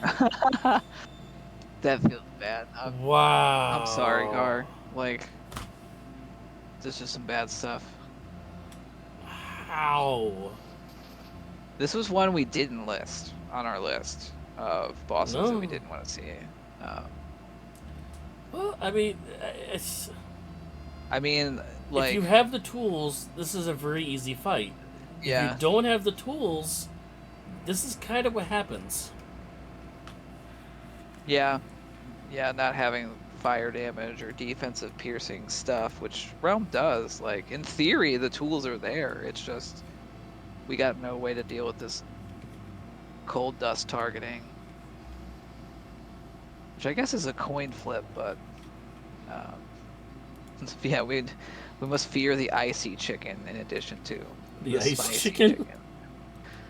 The icebox chicken? All elemental chickens should be avoided at all costs in Worlds Collide. What would be the lightning chicken? I mean, like maybe Funbaba is a lightning chicken. Like, look at those feet. Pumbaa's the Those are chicken-like. With his girth, he is not getting off the ground, okay? No matter how hard he flaps his arms, he is not getting off the ground. I don't know. The chat should tell us. We gotta come up with who is the lightning chicken. Okay, this is not a crossover stream, Turdsman. It can't be Zapdos, okay? I mean, Funbaba uses lightning and also has bird legs. Like, they might spend. I think their day job is actually carrying around the Baba Yaga's hut. That's why they're so strong in the upper body. Speaking of crossovers, we do have Archipelago available. That's right. Archipelago is where you can play other games or also Final Fantasy VI games where multiple seeds will be rolled together, and some of the items you get from one game will actually be for another game. We actually ran that race a week or two ago where multiple runners ran multiple versions of seeds around each other, and they were actually unlocking items and espers for their partner. So, Yeah, that was a lot of fun. I had a good time with that. Andrew, you need to get off the chicken lips. Like, seriously. But those cast Quake, don't they? Like, that's not. Yeah, they're actually Earth chickens. That's actually Earth chicken. You're not wrong. That's a different elemental chicken. We've identified 3 now. Well, Realm is unthawed now the hard way, by just dying. I mean, that's the preferred way, probably. It's faster. I guess she But froze to Sid death. Yeah, Sid's got has been the just unlock. gaining ground this whole time. And I'm under contractual obligations. We only do the unlock once. Just to give everybody some happiness, you know. Yeah, it's in the contract. There it goes. Very nice, sticking it out. Finally unthawed the chicken. Yeah, looks like Sid is also doing some last-minute shopping. I know that Miranda Relic Shop has earrings and Atlas armlets, so we might be picking those up. Maybe some rename cards for some memes. I'm just thinking about elemental chickens now and like. I defrosted the chicken. There you go. Like, there's a dragon of every element, but I bet if we think hard enough, we could think of a chicken of every element that's in Worlds Collide too. Water chicken. I mean, What's the chicken of the sea besides tuna? I mean, can we count dinosaurs as like chicken adjacent? Because then that I mean, opens they up. are ancestors. I mean, Like, cause we got the pterodons. Well, that we already have a fire chicken, but like wiry dragons or maybe electric chickens or storm dragon could be our electric chicken. Got some. All right, we're gonna go see some more bosses here pretty shortly. Sid goes into the tower here at 128. So he's approximately, I'd say, what, 5-6 minutes behind Gar right now. Yeah. So that's the gap that Sid has to make up. Hopefully he has a better chance against Tritoch. And if he does, that's going to cut down the time considerably. So we'll see what happens. Definitely. If they have a nice fast Tritoch fight, that would help them gain some ground here. Jack's Frog getting the bad news. That is a Thunder Shield for them. Meanwhile, just to give an update, Luna Chimera is at 7 characters, 7 espers still. 5 characters, 6 espers for Jax. Excellent. Ultros 4. Not terrible. No experience, so. And then additionally, I did see chat point out that Sid loaded up their right side party. Might be looking to full clear, warp out, and do the other two sides, or change the text color for visibility or a preference, Chad's asking. I think it's a preference, to be honest. I usually don't change the text color, I just change my background, but there are some that, Gar always walks the, like, magenta. I'm kind of color confused, so. Let's check out what other runners are doing. I think Lunar Chimera is in. They're finishing up Ozer's mansion. Sid will be running into their Tritalk fight here shortly. Jackson's heading up to get their Esper and potentially Ragnarok. Yes, they're fighting their Red Dragon there. Gar's made short work of the second statue, which is also double Ultros in the middle. Got a question from the chat. Does Gar have that dog in him? We will have to ask in the post-race interview to confirm. I've not seen the X-rays of Gar myself. Oh, he took the full party. Wow, I did not see that coming. Yeah, Chad did call out that Sid went full, so they'll definitely get through this spot faster, but they will spend some time warping out and walking again. Without having that skip, you're gonna have to walk this path twice. Which could pay off if there's like a blocking boss where Gar has to warp out and do the same. So it's not the. I can understand the play, especially not having a lot of casters where it's like, I might as well full clear that. Looks like we got a senior senator. Senior behemoth. Behemoth over there. At the end of Ozer's mansion, yeah. Not bad. We haven't seen the mansion yet. No, we haven't. That's actually not a bad. It's not too bad. I mean, it's kind of mediocre on the things you have to do. You may have to fight 2 smaller fights to get there, but it's a good leveling thing if you want to try to curb the levels like we have seen from all of our runners, and then you get that boss at the end. And you get a match like with Bismarck, which is not a bad one. Is that strength +2? Strength +2 and life. And but does offer tier 1 of the elemental spells of each one. Mm-hmm. Unfortunately. So Gao was able to easily ice beam down Flame Eater, which really leaves this right side to pose a challenge here for Gar before they head for their final. Nope. Is that fish I just saw? We got Ultros. Oh, it's Ultros, okay. Which he should just be able to slap down with the Ragnarok pretty easily. Little Chimera doing Fallen House. I believe this is an Esper. Also going to check the Thief in the process, too. Gets the Esper that way anyways, but unfortunately... Yeah, they're going to have to do the house. They have to do the house, because once you trigger it, you cannot leave town. So they're still going to have to do the house here. So they're actually going to end up with, I believe, 10 Espers here now. Doing some shopping. Yeah, it's kind of annoying with the shaking screen to do the shopping, but...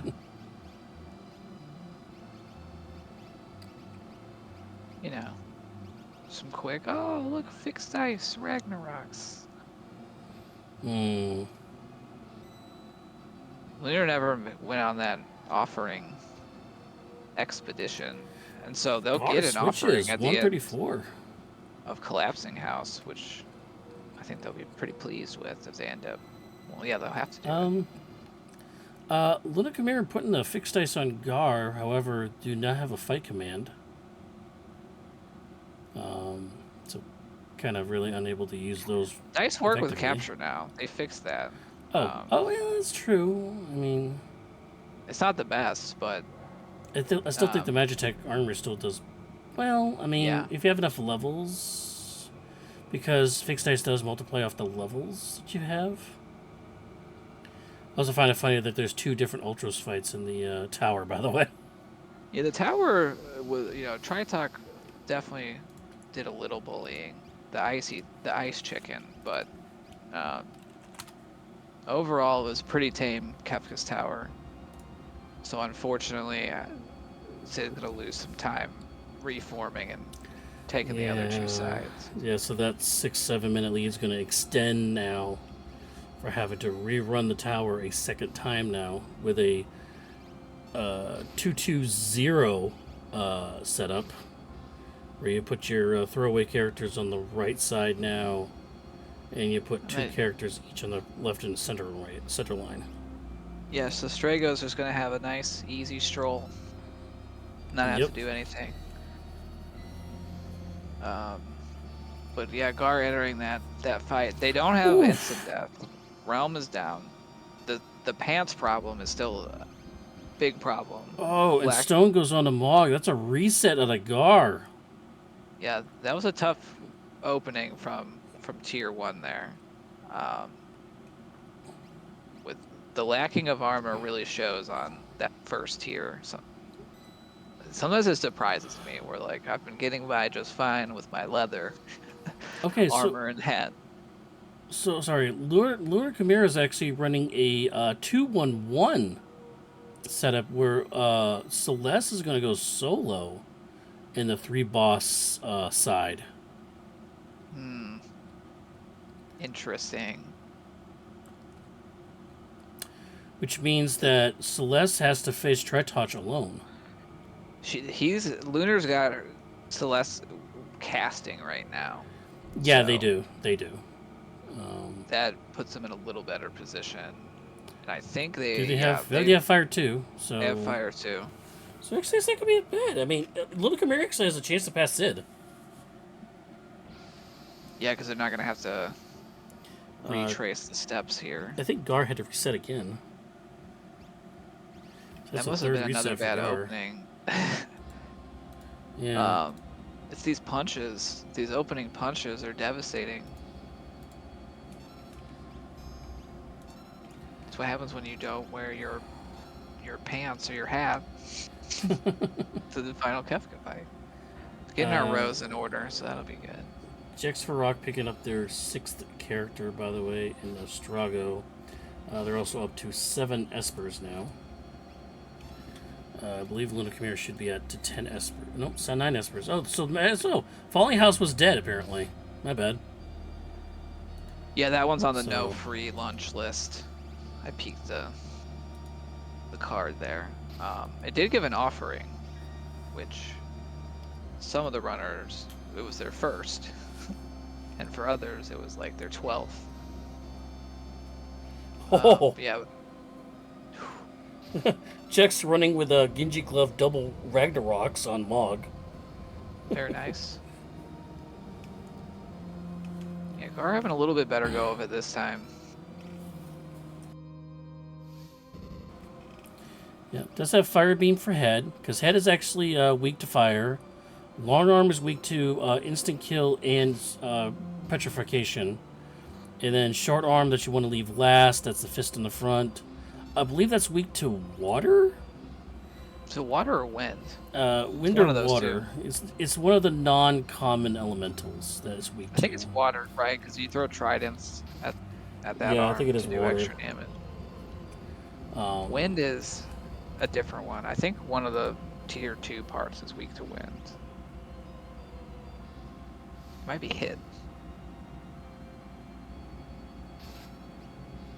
Alright, working on Short Arm now. Gar did not have any instant death. I guess the Vanilla Espers was a harder flag than I thought it was going to be when I picked it. Yeah, that flag's actually on the Doma. If you're going to check Battlegrounds, head over to ff6worldscollide.com/discord. You can join the Battlegrounds where it's the 2 teams of everybody in the community, returners on one side, Empire on the other side, for the Empire. And actually, the Doma flag set's actually vanilla espers. So if you actually played that flag set, you actually got a taste of it, and it is quite interesting. With that, but I mean, if you do start like this race where you had the +2 magic power off the zone seek, it actually makes it somewhat easier. So Yeah, I think it just tends to mean that like spells are a little bit harder to come by. We don't have as like diverse array or a chance of getting like spells that are on multiple espers type thing. yeah, but that's the thing. Like you're not gonna have the like fire 2 ice fire 3 ice 3 bolt 3. Those are very rare on these espers to try to learn them. So your best bet is, like I said, Maduin, Zone Seek, Bismarck for the Strength +2, and Life. Though the less common espers that you want to get is actually makes them actually more important, because you're gonna have to like just focus on like getting Fenrir and stuff like that. You know, you're actually gonna need some of the other espers to try to contribute. Yeah, and we know Gar has Phantom, which is one of their mitigations. They're lacking instant death. They should have mute, I think, because they got Stray, which teaches mute in vanilla. Stray teaches No, they teach Muddle, and it teaches Berserk, I believe. Which would be good for Magic Master, although we did not see Magic Master in this. Although Gar has no casters, so because they're all muted. Wait, was there 3 different Ultros in the tower? Yeah, it was 4. Okay. And at least 2. It was at least 4 and 2, and then Flame Eater. A Flame Eater. There might have been 3 of them. Yeah. Huh, okay. We'll have to watch closely as our others kind of take it on. But yes, it is 141-46 in their final switch. Jax Frog now switching the double rags onto Celeste, while Gauss has an Illumina now. I think this is the spot where if the offering play, or we kind of talked about way long ago, you know, Sid took the time to get them. Oh, Gar with the Frozen again on Celeste and Gao this time. Also want to point out that Stunner also casts the Stop condition, and Bluey that sits on top of Tiger there in the front is actually weak to Stop, so you can actually use Stunner to stop Bluey with that. Yeah, they still will do their death counter, unfortunately. Yes, but they won't be able to just punch you in the face while going about it. Very true. Sid starting out his Kefka run now at the bottom. Yeah, this is close. Yeah, Sid might have a little bit more firepower with their dice offering. But they're also rocking a no magic party, so we won't be seeing calmness protections, mutes, dooms. Jexfarok just got the completion of their Kefka unlock. They're going back to the Ragnarok store. Yeah. Why are you buying Ragnaroks at the soup store? They have 4 of them all day now. 3 equipped, 2 on Mog. Will the fixed dice offering on Sid? Again, Sid was spent all that time buying and selling offerings on the stock market. Yeah, it was really working. Will that help out with him? Because Guard does not have any of those things. I mean, I think so far, I would say it's looking a little faster on tier 1, but is it enough? We will see. I mean, it's got just such a dichotomy of like sets here. Gar just is brute forcing everybody's mute. Luna Chimera has a couple people that have white capes on or ribbons to be able to cast spells throughout these fights. Sid did some trading on the stock market for the offerings, but not completely to the level of Jex for Rock did, who basically lived in the Coliseum like that was his new address of his new home. Yeah, he was really hanging out there, having a real fun time. Speaking of fun times, lost his feet again. Jesus. So it looks like, yeah, Sid, I think, is triggering the shockwaves of short arm. 3 spread out, 2 misses. Okay, they're on the tier 2. So this is Sid's gaining some ground here. I think Gar's, but Gar still has 2 parts up here, I think. Yep. They got hidden magic, but neither of our runners coming to tier 2 have a way to deal with magic stuff. They're just gonna have to experience it.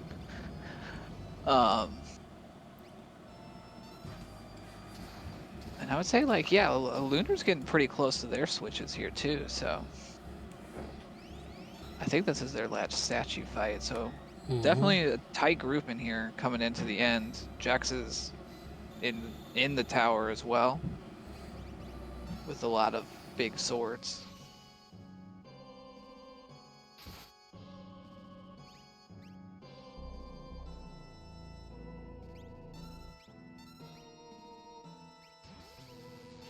Our runners are commenting in the chat, by the way, that this seed's very grindy. Yeah, I mean, yeah. That's what happens when your stats are terrible. Which, you know, they decided what they would do, and this is where I feel like, again, that I think the general public and their, you know, donation incentives are going to be, like, nicer than the runners are. Yeah, this is a tight tier 2. Is that a quarter death counter, or is that quarter dispel? Okay, I think Gar is down to hit only.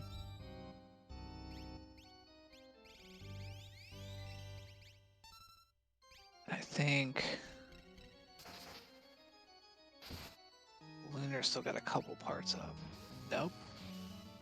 Magic's still up for Gar. You're still chopping away. Sorry, 4-year-old.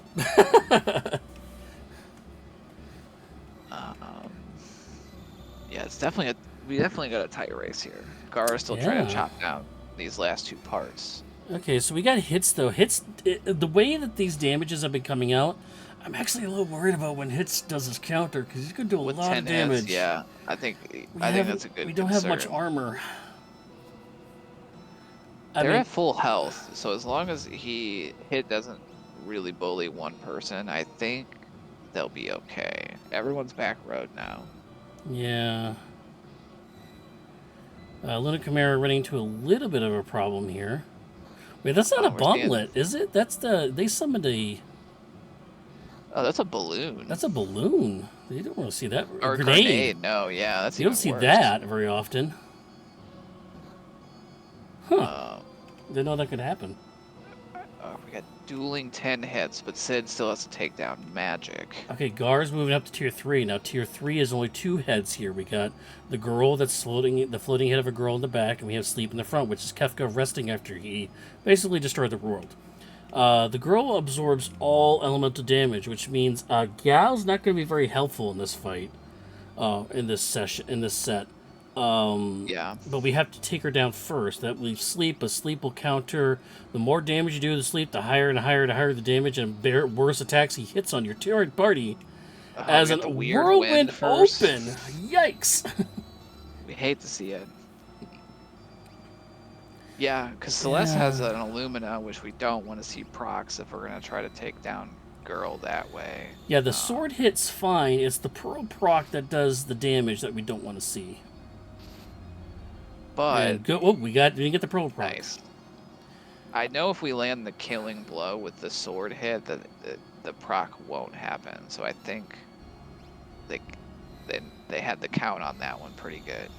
Ooh, the Empower going into Sleep, not Girl. Girl's down to about 3,000 HP right now. Oh, that's it, Girl. We got her. bullied by magic right now. Aww. Yeah, no silence. It happens. Oh, they just lost Setzer too. Oh no, that was their damage to catch up, but he actually caught up more. By the way, Setzer with Morph with Sniper coming out for 5,000 damage, by the way, for Jax. Very nice. Love to As see he's it. fighting a dragon, a dirty dragon, too.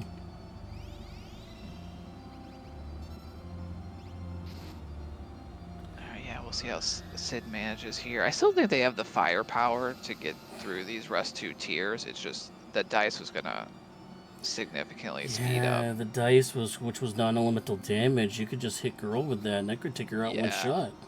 And they don't really have calmness protection either, so it's kind of like I would have wanted to have that person up for this tier because someone's probably going down. Yeah, guaranteed at least one person probably going down unless they can block or they have like force armor. Oh no, force that's physical damage, so it doesn't matter.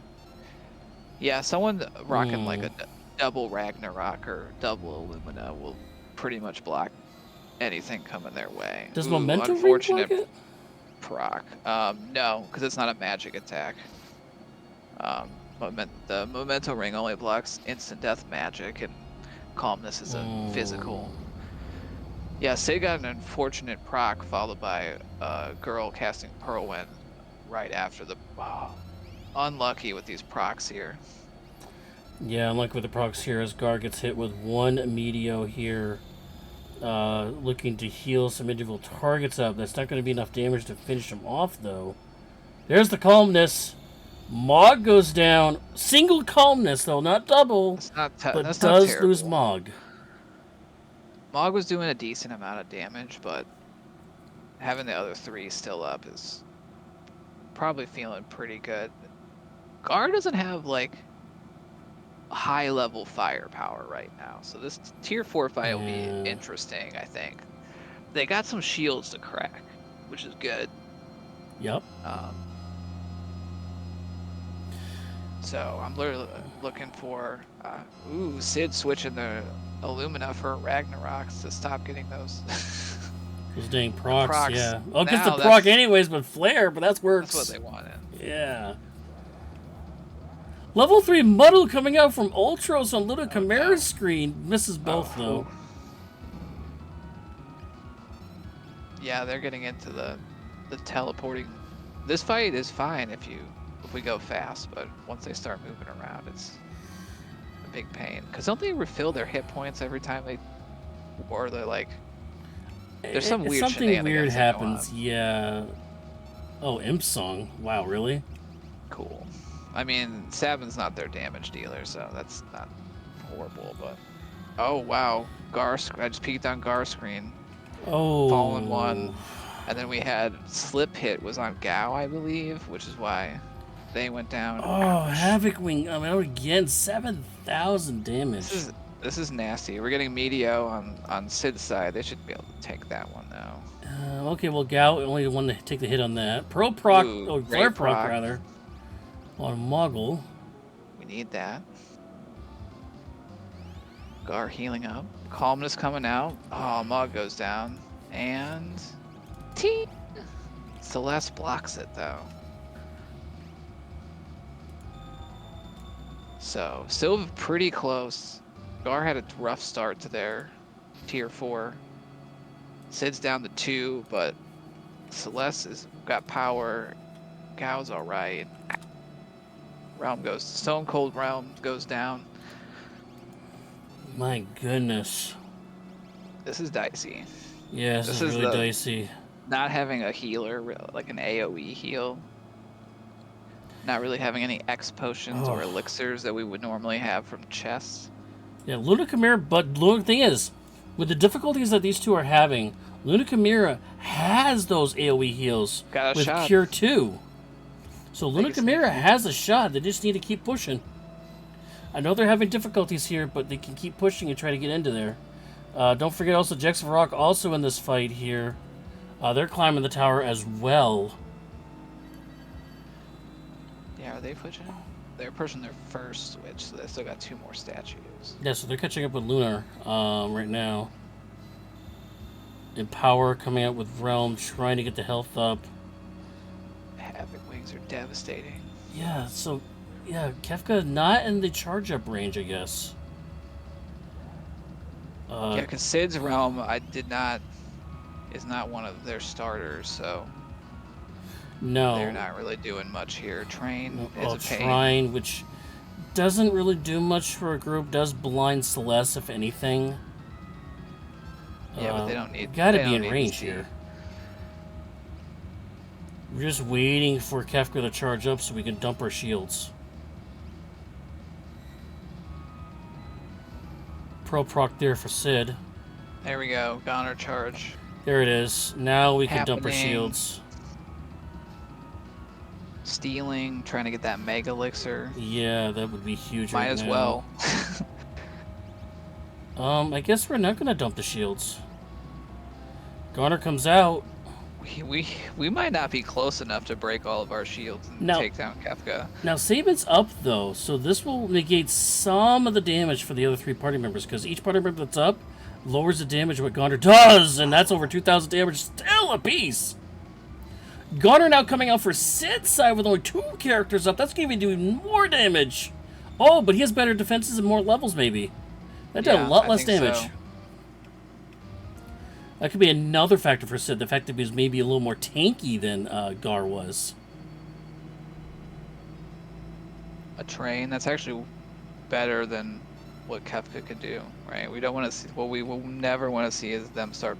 Oh, Havoc Wing! Doing that. Saban still unable to grab that. Hyperdrive going onto the Saban, that's fine.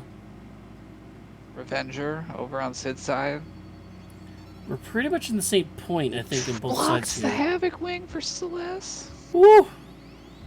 That Illumina. Team.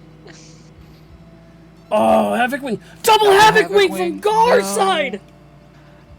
This is... Kefka's getting out of control. Luna Chimera starting their Kefka fight. Yeah, Luna Chimera starting their Kefka fight. I lost Jax again! No!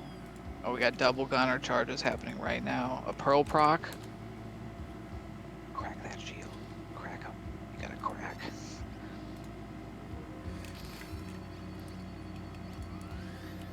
Pearl proc. Oh, Sid got it!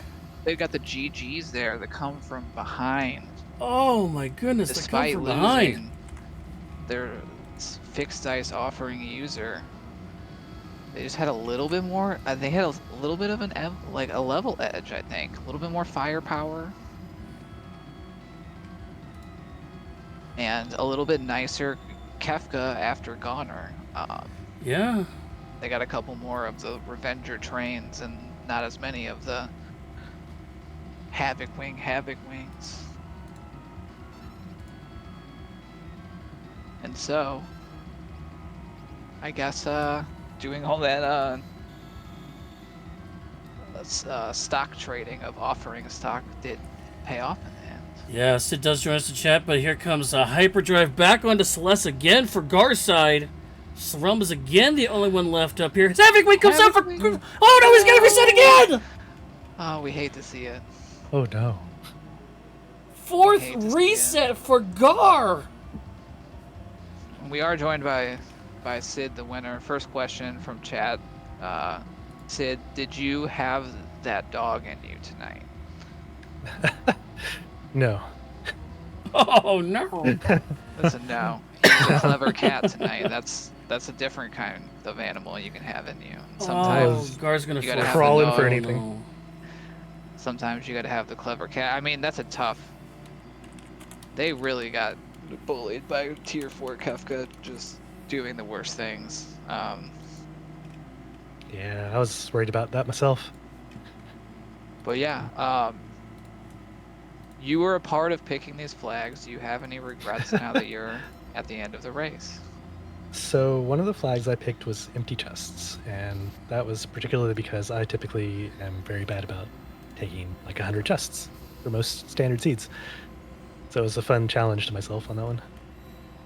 You targeted yourself on that one?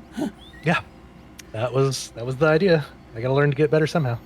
Also joining us in the chat room also is Gar. GG to you, Gar. What a heck of a fight there on Kefka there. Yeah, sometimes these things happen. How many of your characters made it to Kefka? 3 of them, but Nice. I wasn't able to pull it through. I had 2. Too Did many you find counterattacks. offerings? I did find the offerings. I did not find any weapons that could go with the offerings, though. So in World of Ruins, Zen was fixed dice and rags. Okay. And there were offerings for Phoenix Downs and the Coliseum, which we saw Yeah. a couple of our runners, get like 5 or 6 of them. Oh, That's Jax money. Farag Bunch lived of there. them. I think he got like 20 Yeah, of them. Jack spent like 25 minutes in the Coliseum. That's overkill. They were really digging mean- all the question marks, trying to get. That's where they were doing their shopping, essentially, was in the Coliseum. Yeah, no, and that makes total sense. I probably should have done something like that. That I didn't even peek the Coliseum to go around. Yeah, I don't know. I kind of anticipated that this would happen. When you have weak characters and like the offense was actually pretty good. Just I had nothing to like restore MP, nothing great to restore HP. Everybody's silent, so it's You going were to be tough using for me to MP? pull it out. Say what? You were using MP? For Illumina crits. Oh and yeah, Ragnarok that's crits. fair. Yeah. Like, man, I couldn't find a ribbon to save my life. Well, I don't actually, think the ribbon does anything. well, Luna Chimera did find ribbons or white capes, one or the other. White We're not cape, sure which. yeah. Did take off mute from 2 of their characters. I seem to remember that Oh, not reset for working, Lunar. but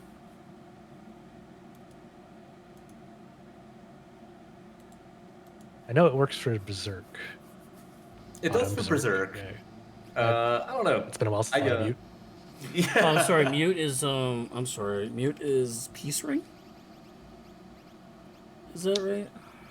Peace Ring's Berserk and He's model. his Berserk model, yeah. Yeah. It's I White don't know. Cape. White It is Cape White is- Cape. I was is at the first damn time. Okay. It's White Cape's amp and mute, and I think that was in Nikea Relic Shop, I would say. That sounds right. Oh. We have another question for chat. This one is for Gar. And the question asker says, "The dog was not in you tonight. What do you do to get the dog back in you going forward?" Oh. Well, I guess the first thing I do is get hungry again. You gotta get hungry. You're a fighter. You can bounce back. I can bounce back. Hopefully not too good, because I'm pretty sure you're on the Empire, so... I am. Wow. Go returners. I am. No, go Empire, although returners are kicking our butts in a few places, so it'll be what it'll be. Returners are doing better than the Empire is at this thing. At the rate it's going in, I'm only going to give it 3 more weeks. Oh no, I think It's- Empire's got some defense in them.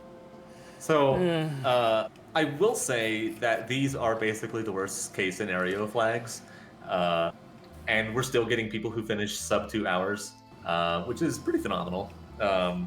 Like honestly, I would with this set of flags, I would expect this to take a lot longer, but this actually wasn't that bad, and what we're likely to see in a marathon setting will be a good deal gentler than what you all saw tonight. I agree.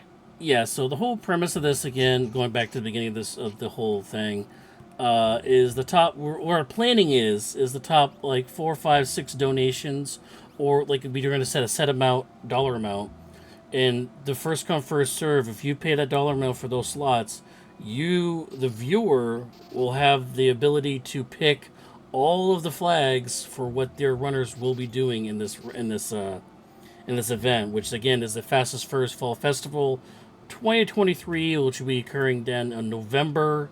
And again, 100% of the donations for that will go to Trans Life. So. Heck yeah. By the way, going back to the race real quick, Jexarock having muddle issues with Celeste and Gal trying to kill their entire party. As they are wont to do. By the way, Sets are rocking the sniper offering. Ooh, that's a fun one. I guess they didn't find the fixed dice for sale. I believe they also have Celeste with Genji Glove double Ragnaroks. Where was the Genji glove? I have no idea.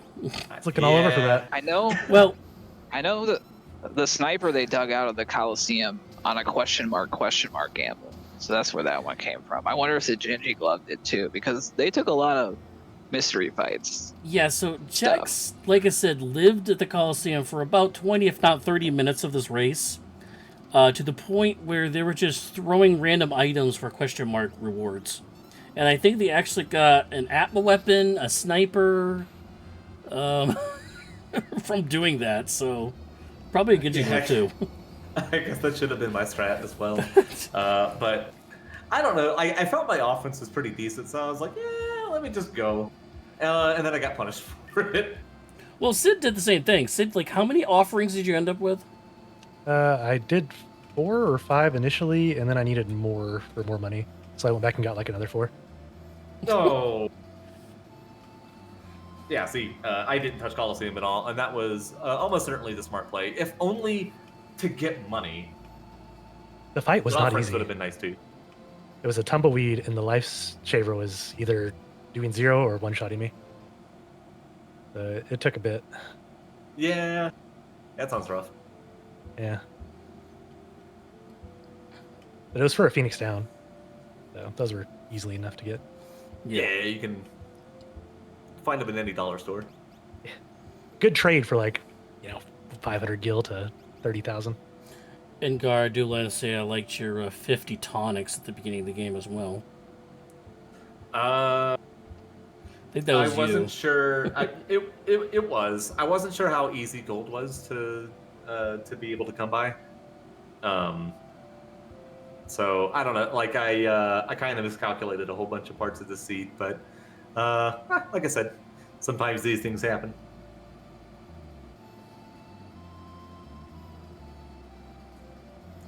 Jaxfrog moving on to tier 3 dug himself out of that hole where Gao was the only one left with at 300 HP. Managed to get the rest of the party back up again and through tier 2 to get to tier 3. Chat, if you have any questions for any more questions for runners, please feel free to jump in. God bless that heal beam on Gao. That's so true.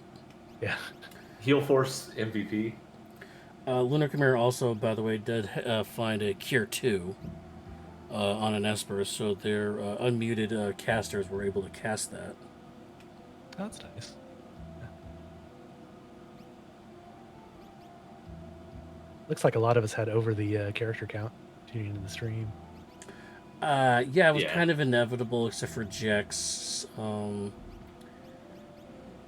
Yeah, everybody found. The only ones that were not found were Locke, Cyan, Shadow, Gogo, and Yamaro were the only ones not found.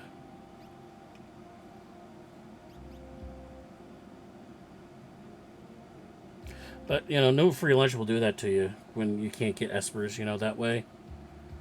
So you're forced to take other checks that would potentially be a character and have to drive your way through more characters to get to other things.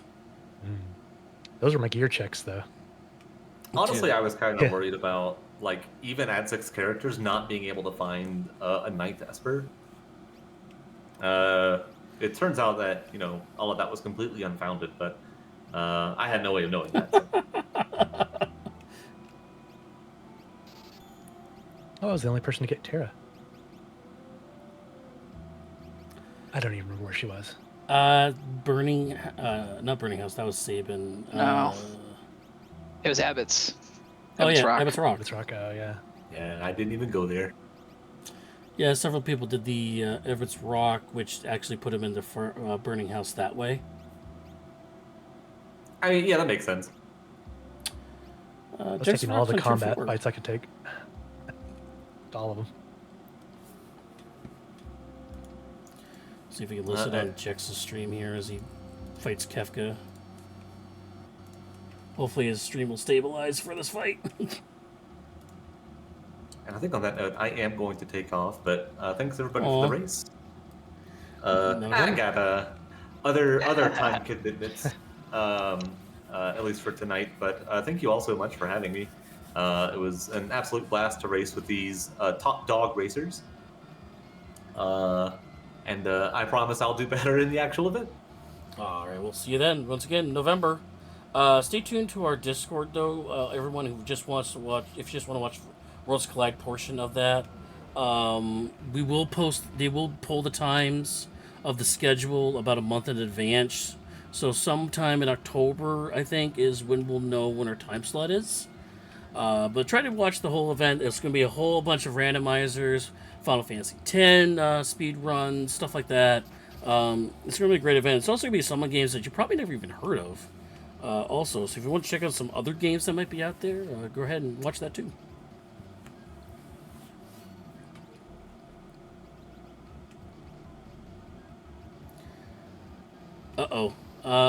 This does not look good for Jexy, as he does not have much armor for this goner, and yeah, that did it.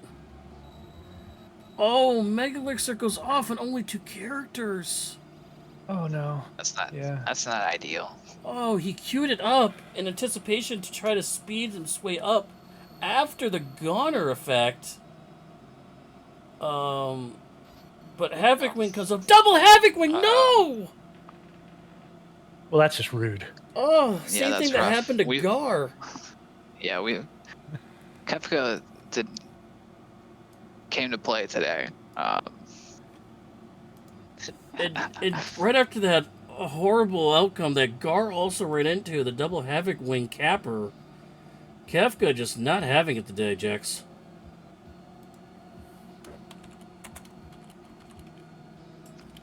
Yeah, that's rough. That's where those low stats come into bite. Again, we kind of picked some of the worst in the draft here. Oh, yeah. And for a marathon, we're gonna take it a lot. Well, we'll leave that up to the donators, but I have a suspicion that they'll be nicer.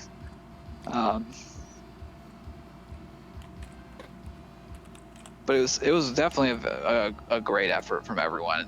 I think it really showcased that there are kind of multiple ways to tackle a problem in Worlds Collide. We saw different ones, and they all worked, and it was an exciting finish that we got to see where Gar went in first, but they really got bullied early by Tier 1 as well. They didn't have as much armor, and those punches were just absolutely dropping people. So we got to see how that investment in the offerings and having the fixed dice sped things up until Setzer went down.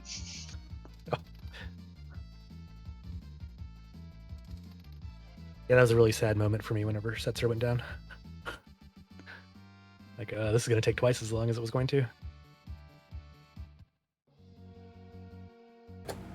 Yeah, but you're still able to pull it out in the end, which always feels good. Yep. Oh, I hear you.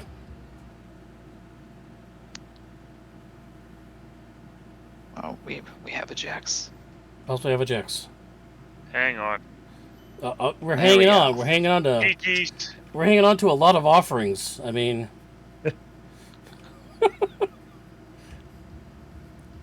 that was the seed. we're gonna start calling you the Coliseum storefront. You practically we think you changed your address to the Coliseum now. Well, you can blame this seed on me. You were the one that picked those flags. I mean, those ones in particular. Well, you and Zid, the one- but yeah. Yeah. Well, the big seed that...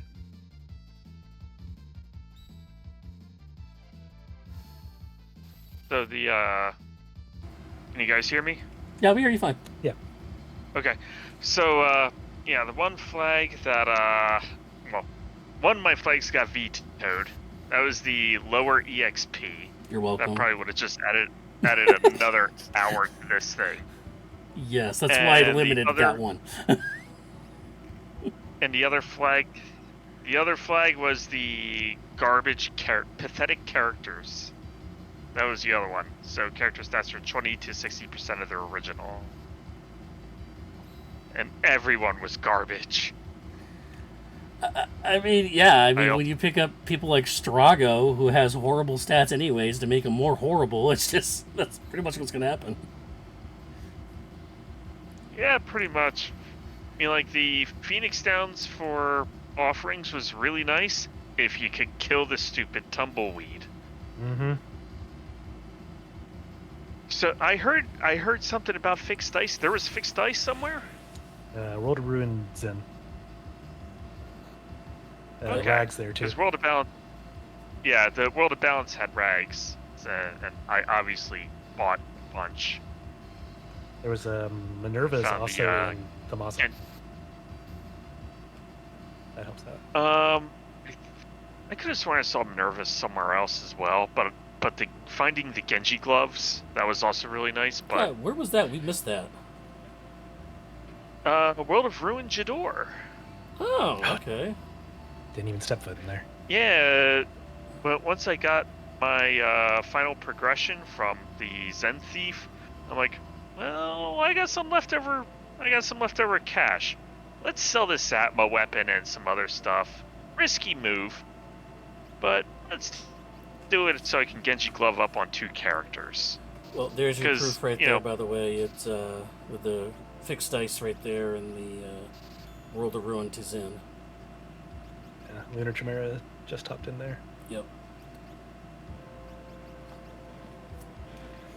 Yeah, I was kind of worried about running into Magi Master, like, in the tower. That, especially right after I sold my Atma weapon, things would have gotten really grim really fast for me. Well, actually, the bad boss of the match actually was Tritoch for Gar, who froze Realm, I believe, 3 times. And that was the only character of the 2, because he also had Celeste that couldn't do much of anything. And tried to have Realm do everything, but she kept being frozen or killed by the Tritoch. Yeah, Tritok was piece of cake for me. And just had Gal, use Fire Beam on him. And that was it. Yeah. Oops, all Otros for most yeah. of the tower bosses. Yeah, that too. It was a fun seed. I did enjoy this one. I'm just not quite used to the low character stats. I figured going into the Coliseum to try and get those offerings at level 14 would have been fine. But I was so wrong. The Tumbleweed is just a adorable thing. And the Gecko Rex. That guy was being rude to me too. Oh, yeah. Yeah. Petrify, Insta-kill, Break. Yeah, that was... I'm like, come on, can I get any more lucky than I ran into Steroidite and I'm like, Celeste swings for 1300. I'm just like, oh, well, maybe I'll win this one. And yeah, it worked out for that one. You're like, once the ball got rolling on this seed, it wasn't that bad. It was just getting those initial grind fights out of the way, getting some levels, and then doing your checks.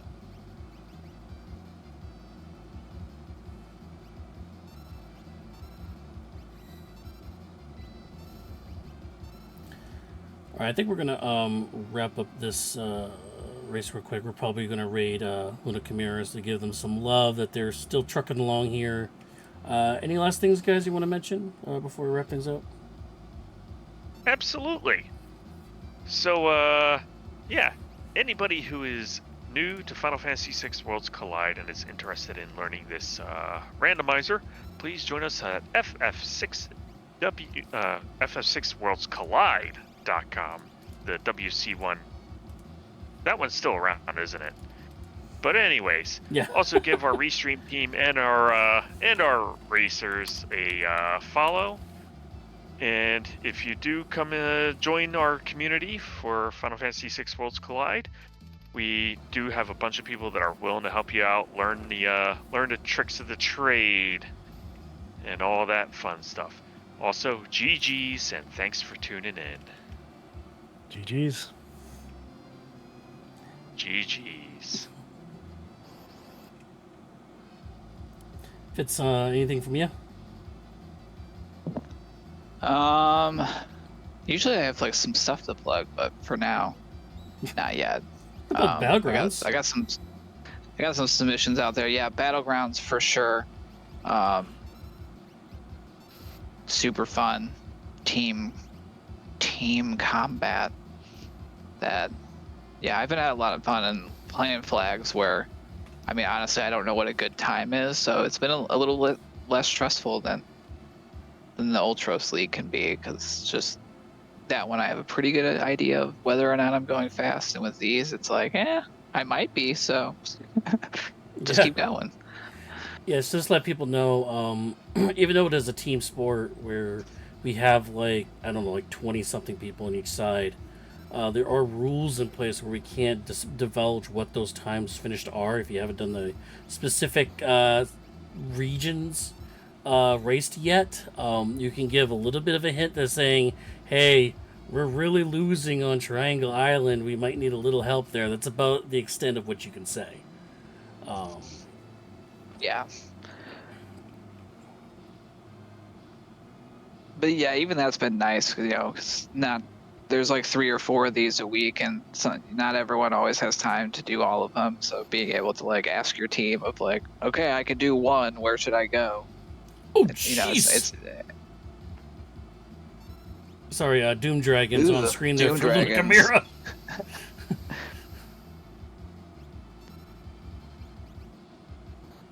Yeah, I think he's strong enough for those. it'll be a ton of experience. I am kind of surprised.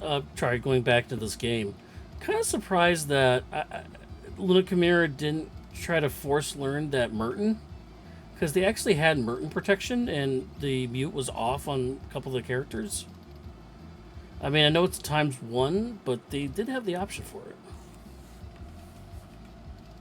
That's just 2 dragons. I forgot that gal's got the Genji glove and the offering with the fixed dice. There's one.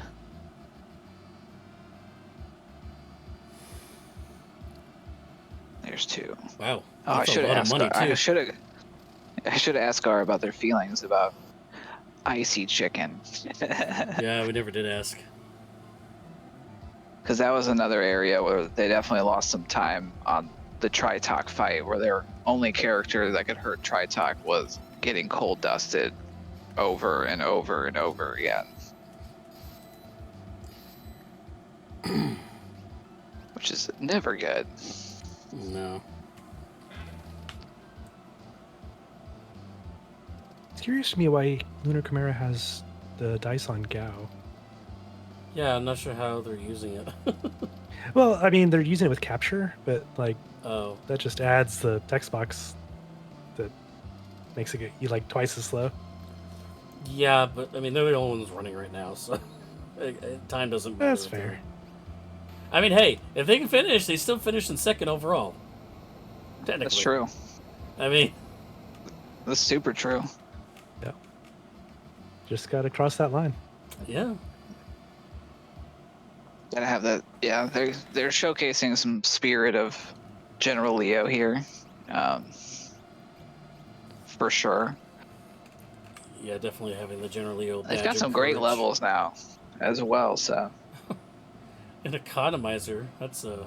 That's going to be great with their white cape. The only problem though was with having everybody muted and with horrible stats.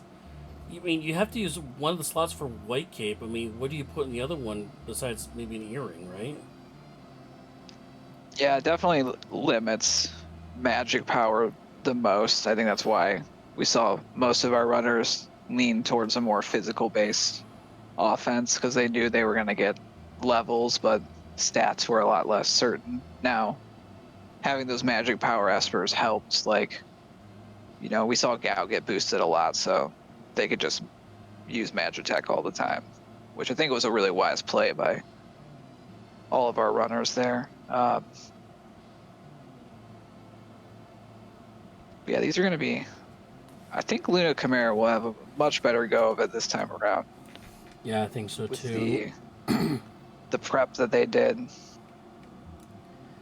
Yep, and I think we're gonna wrap this up right now. I'm just saying, see who else is running some things. Well, It's actually, not spoilers.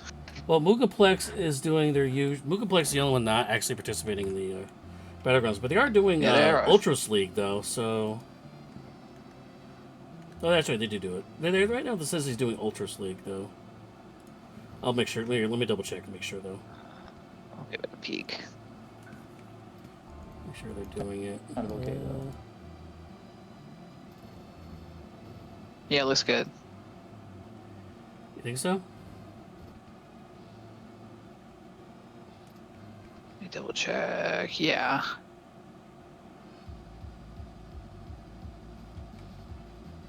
It's hard to tell because it doesn't use Well, a tracker. Yeah, It's hard to tell. that's true.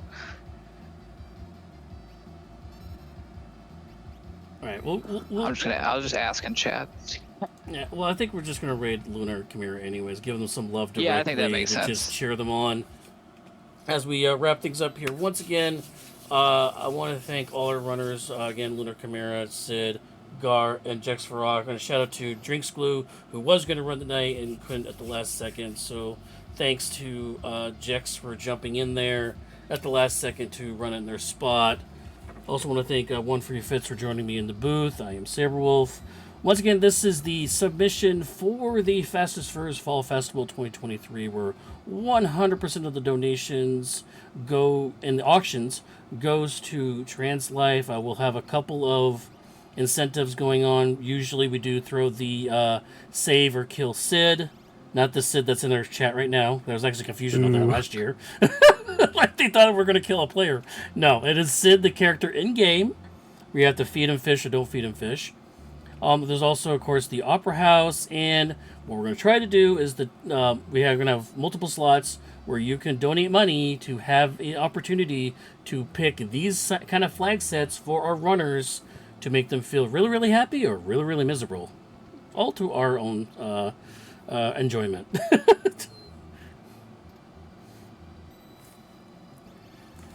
All right, so we're going to raid Chimera right now. And, yeah. I hope you guys enjoyed this. So I gotta type their name. Yeah, I in. had a great. There we go. I had a great time. For some reason I can't type their name anymore. Gosh, don't know. There it goes. All right, give them some love, chat. As they about to attempt to do Kefka again. Once again, I am Zero Wolf. Thank you very much. Have a very, very good night.